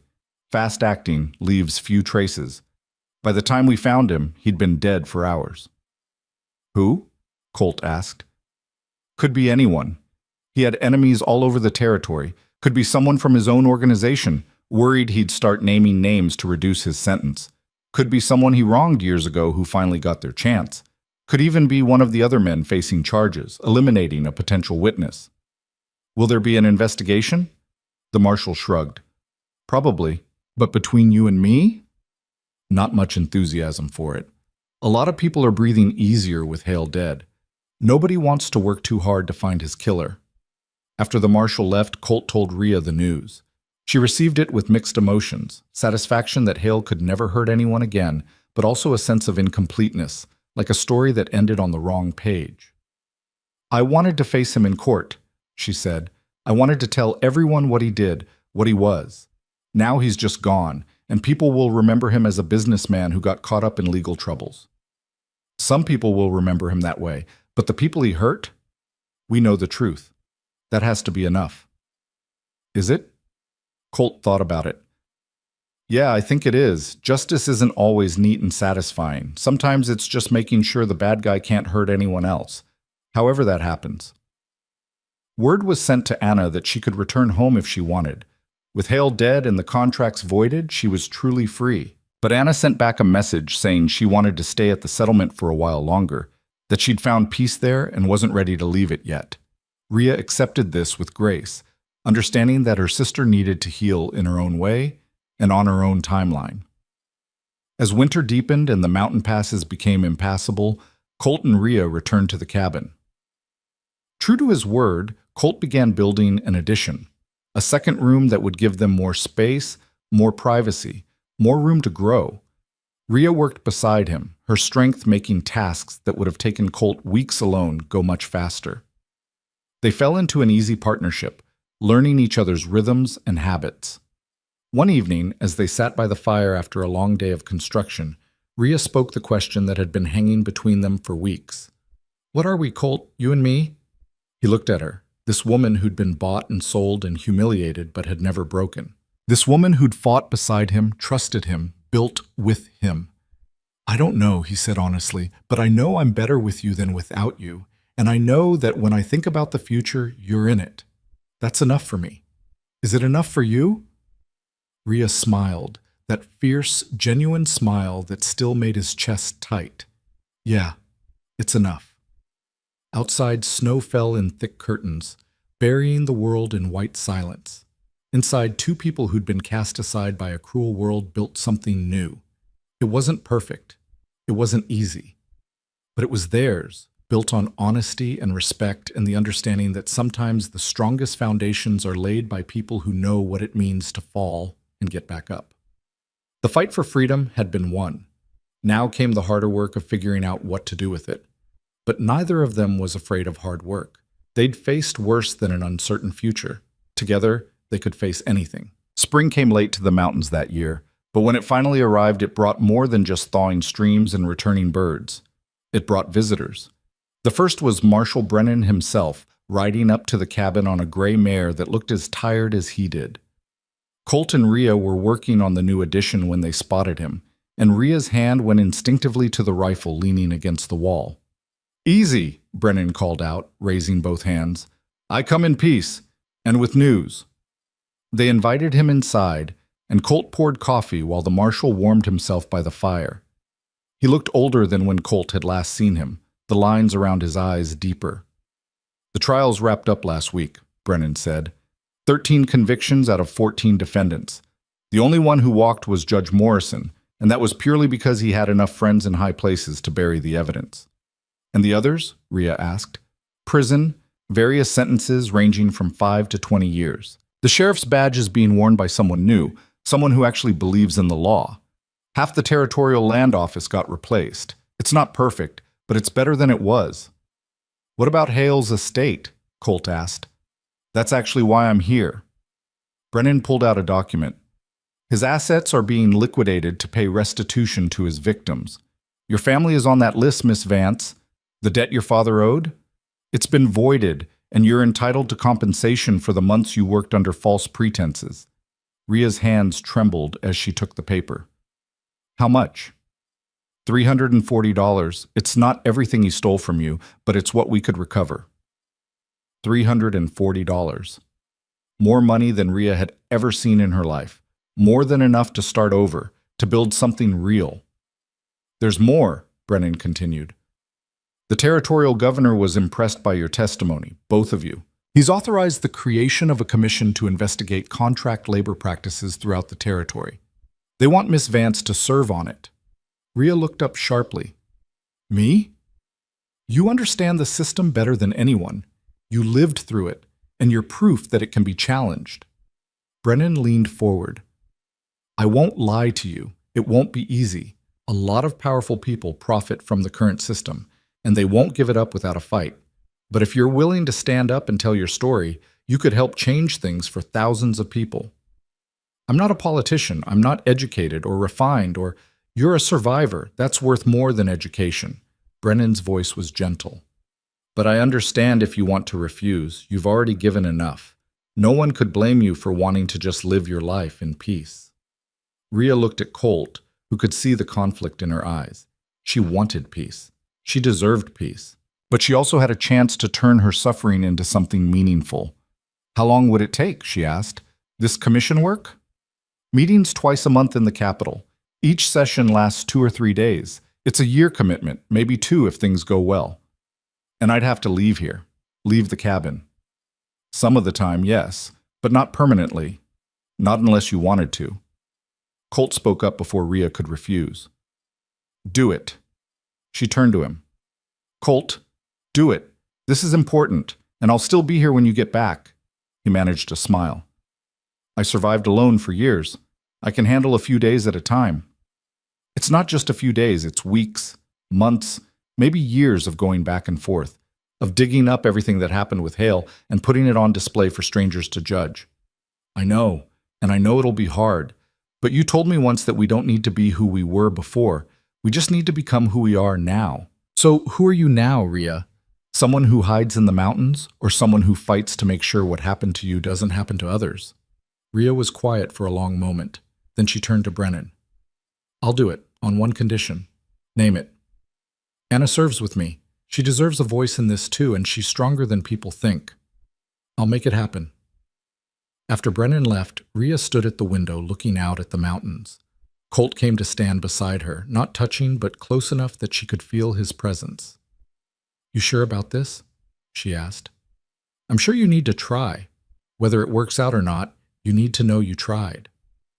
What if I fail? What if nothing changes? Then you'll have failed trying to do something that mattered. That's better than succeeding at playing it safe. She leaned her head against his shoulder. When did you get so wise? I'm not wise. I'm just good at recognizing when someone's about to talk themselves out of something important. 2 weeks later, Anna returned. She rode into the clearing on a sturdy mountain pony, her face tanned and healthy, her eyes clearer than Colt had ever seen them. The months at the Shoshone settlement had changed her. She carried herself differently now, with a quiet confidence that hadn't been there before. The sisters embraced for a long time, and when they separated, both were crying and laughing simultaneously. You look good, Ria said, holding Anna at arm's length. Really good. I feel good. Better than I have in years. Anna glanced at Colt. Thank you. For everything you did. For risking so much for someone you didn't even know. You're Ria's sister. That made you worth risking for. Anna smiled, and Colt could see the resemblance between the sisters. The same sharp features, the same gray-green eyes. But where Ria's strength was obvious and physical, Anna's was quieter, deeper. The strength of someone who'd survived by bending instead of breaking. Over dinner, Ria told Anna about the commission, about the opportunity to change the system that had trapped them both. Anna listened carefully, asking pointed questions that showed she'd been thinking about these issues herself. "I'll do it," Anna said finally. "But I have conditions too." "Like what?" Ria asked. "Like we don't just talk about contract labor, we talk about all of it.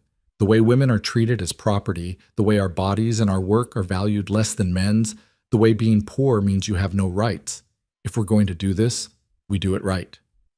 Ria grinned. "When did my little sister get so fierce?" "I learned from the best." The commission work began in earnest that summer. Ria and Anna rode to the capital twice a month, sometimes staying 3 or 4 days at a time. Colt used the time to expand the cabin further, building not just additional rooms, but a separate structure that could serve as a gathering place. Because people started coming. First, it was just trappers and mountain folk, stopping by to share news or trade supplies. But then others began to arrive. Women fleeing bad situations, men who'd been cheated by powerful employers, families who'd lost everything to corrupt land deals. Word had spread about what Ria and Colt had done to Victor Hale, and people saw them as proof that the powerful could be challenged. Colt had never wanted to run a refuge, but looking at the desperate faces of people who needed help, he found he couldn't turn them away. So the cabin became a way station, a place where people could catch their breath and figure out what came next. Not everyone stayed. Most moved on after a few weeks, equipped with supplies and advice about where to find work or shelter. But some remained, building their own cabins nearby, creating a small community in the high country where the rules of the valley didn't apply.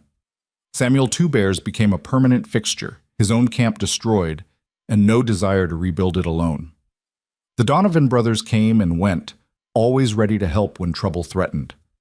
Garrett settled nearby with a woman he'd met in town, a widow with 2 children who needed protecting. And through it all, Ria and Anna kept riding to the capital, kept testifying, kept pushing for change. The first real victory came 8 months into the commission's work. A new law was passed requiring all labor contracts to be witnessed by an independent party and registered with the territorial government. It wasn't everything they'd fought for, but it meant men like Hale couldn't trap people in fraudulent contracts without oversight.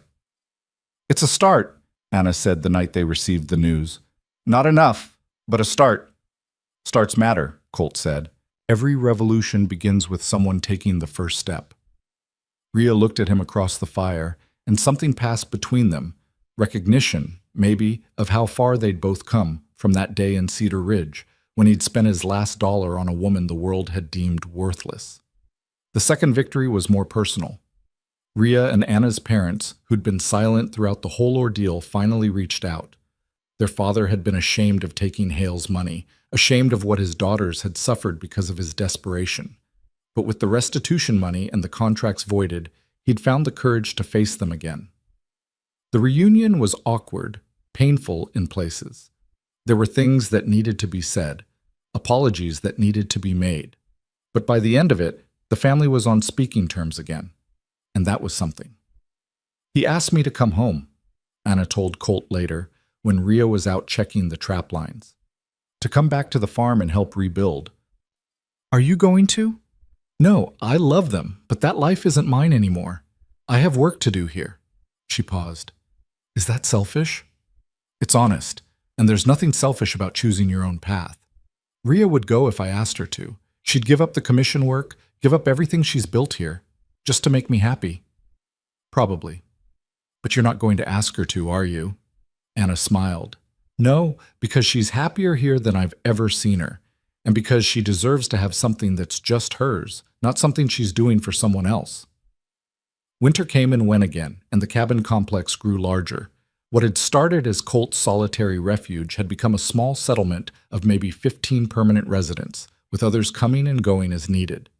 They held meetings every week to discuss community business, settle disputes, plan for the future.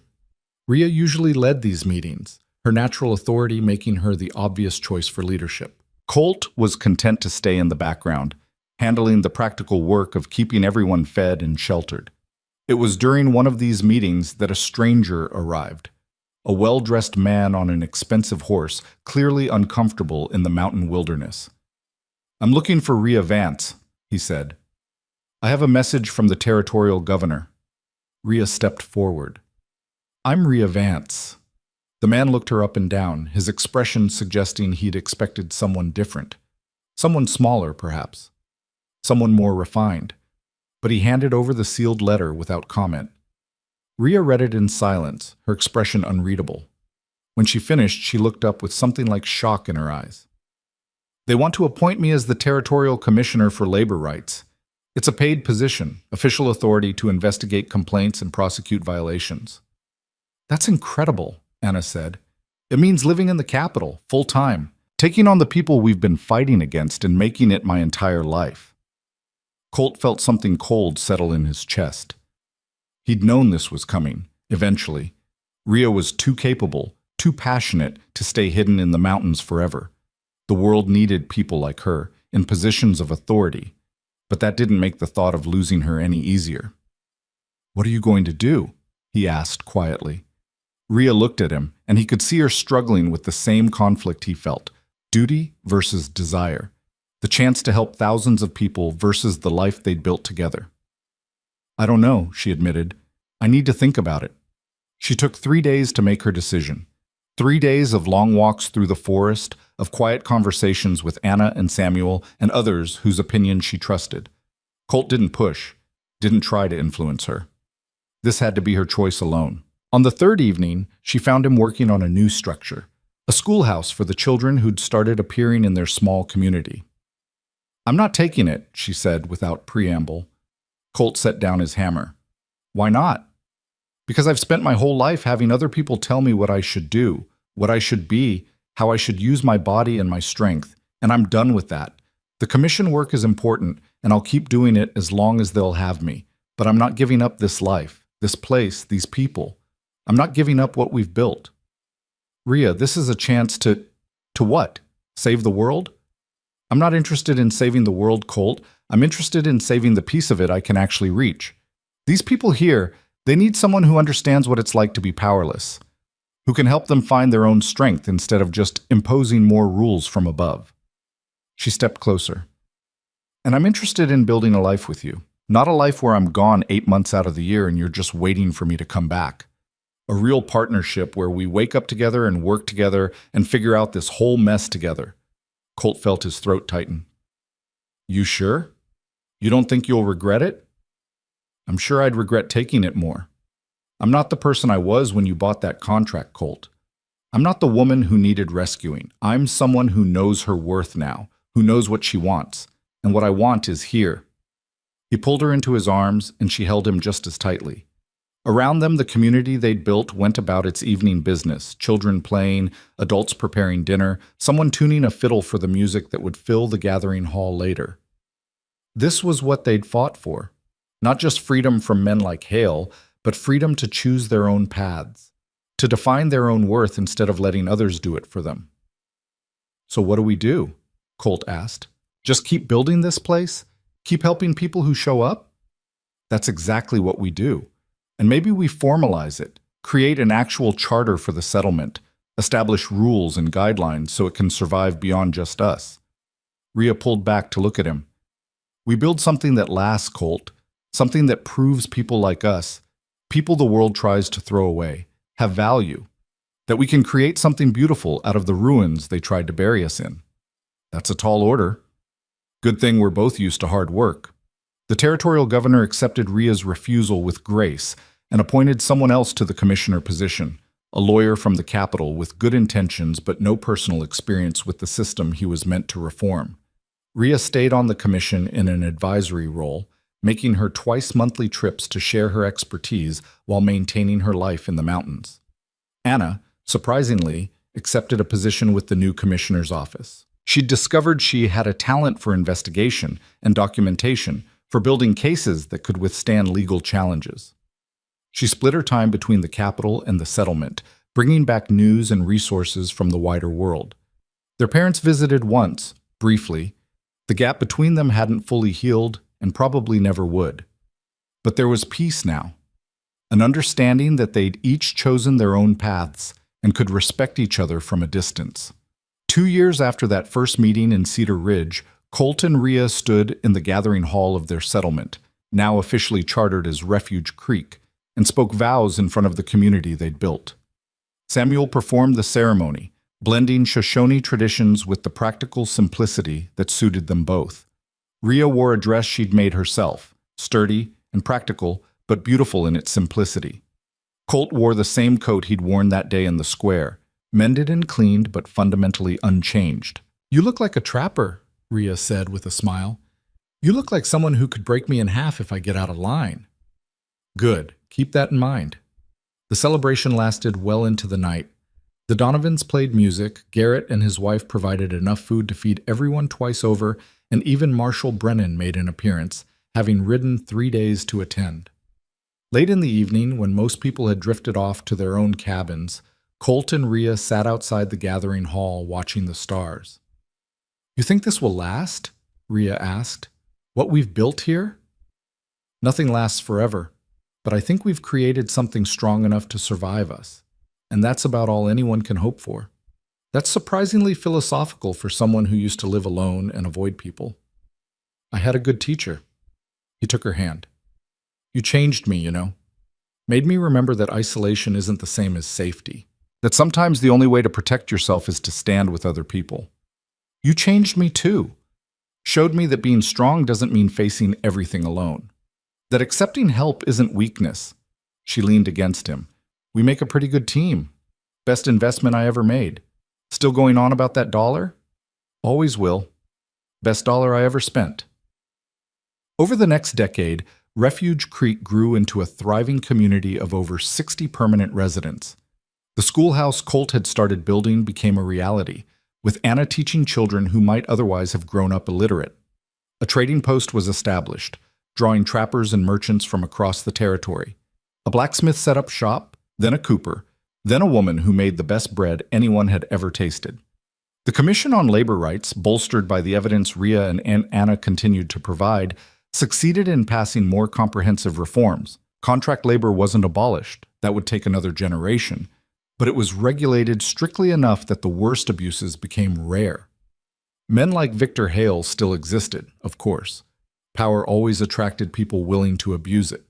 But now there were mechanisms to fight back, official channels that didn't require heroes to risk everything just to see basic justice done. Rhea and Colt never had children of their own.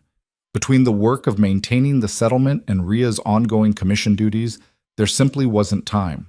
But they raised dozens of children nonetheless, kids who came to Refuge Creek scared and broken and left stronger for having known them.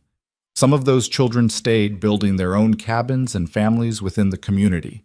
Others moved on to create new settlements modeled on what they'd learned. The idea spread, safe places where people could go when the world became too cruel, where your worth wasn't measured by your appearance or your ability to submit. Samuel lived another 15 years before a bad fall while checking traps finally did what age and hardship hadn't managed. He died in his sleep, surrounded by people who loved him, and was buried on the ridge overlooking the settlement. Rhea carved his marker herself, her strong hands shaping the wood into something beautiful and lasting. The Donovans eventually settled down with women who could match their energy, producing children who were just as wild and just as loyal. Garrett's family grew, his wife's 2 children bringing their own families to live nearby. And through it all, Colt and Rhea worked side by side, building, creating, protecting. They fought sometimes, both too stubborn for their own good, but they always found their way back to each other. On their 10th anniversary, Rhea looked around at the community they'd created and said something that Colt would remember for the rest of his life. "You know what the best part is? None of this happened because we were perfect. It happened because we refused to accept that being broken meant being worthless. We took all the damage and all the pain, and we built something beautiful anyway." Colt looked at the woman beside him, still strong, still fierce, still carrying herself like someone who knew exactly what she was worth. The world had tried to destroy her, had put her on an auction block and laughed at her body and her strength. But she'd survived anyway, and more than that, she'd thrived. "You were never broken," he said, "just bent. There's a difference." We were both bent, but we straightened each other out. Years later, when Colt was old and gray and his trapping days were long behind him, he would sometimes sit on the porch of the cabin, expanded now into a proper house with multiple rooms and real glass windows, and watch the settlement go about its business. He'd see children playing in the square where the gathering hall stood. He'd see traders arriving with goods from the valley, treated with respect instead of suspicion. He'd see people working together to build something new, to help a neighbor in need, to stand up for someone who couldn't stand up for themselves. And he'd remember that day in Cedar Ridge, the woman on the platform with a sack over her head, the laughter of cruel men who measured worth in inches and pounds, the moment he decided to spend his last dollar on something that mattered. People sometimes asked him if he regretted it, if he ever wished he'd kept his money, kept his solitude, kept himself separate from the complications that came with caring about other people. He never did. Not once. Not even for a moment. Because that dollar had bought him more than just a contract. It had bought him purpose, partnership, a family that wasn't defined by blood but by choice and commitment and the understanding that everyone deserves a chance to prove their worth. Rhea joined him on the porch, moving slower than she used to, but still carrying that unmistakable strength. She sat beside him, their shoulders touching in comfortable silence. "What are you thinking about?" she asked. "That auction. The day we met." "Still? After all these years?" "Can't help it. That was the day everything changed. For both of us." She took his hand, her palm rough and calloused from decades of work. "You know what I remember most about that day? Not the humiliation or the laughter. I remember looking down and seeing one person who didn't think I was worthless, one person who saw something worth saving. You saved yourself. I just gave you the chance. We saved each other." She squeezed his hand. "And then we saved a whole lot of other people along the way." Colt looked out at Refuge Creek, at the community they'd built from nothing but determination and a refusal to accept the world's judgment of their worth. It wasn't perfect. Nothing ever was. There were still problems, still challenges, still moments when it seemed like the whole thing might fall apart. But it endured. Because they'd built it on a foundation strong enough to weather storms. Because they'd taught others to do the same. Because they'd proven that the people society discarded often had the most to offer if someone just gave them the chance. The sun was setting behind the mountains, painting everything in shades of gold and amber. Somewhere in the settlement, someone started playing music. Children's laughter carried on the wind. The smell of dinner cooking drifted from a dozen different cabins. This was what they'd fought for. This moment of peace and purpose and belonging. And it had all started with one man refusing to laugh, one woman refusing to break, $1 spent on the radical notion that everyone deserves dignity. The world that had judged Rhea by her body had been forced to see her true strength. She hadn't changed to fit their expectations. She'd changed the outcome entirely. And Colt hadn't rescued a woman in need. He'd stood beside a woman who refused to be broken, and together they'd built something stronger than either could have managed alone. That was worth more than any amount of money. That was worth everything. As the stars began to appear overhead, Colt and Rhea sat in comfortable silence, watching their community settle in for the night. Tomorrow would bring new challenges, new people needing help, new battles to fight. But tonight, they could rest. Tonight, they could simply be two people who'd found each other against all odds and created something beautiful from the wreckage of their past.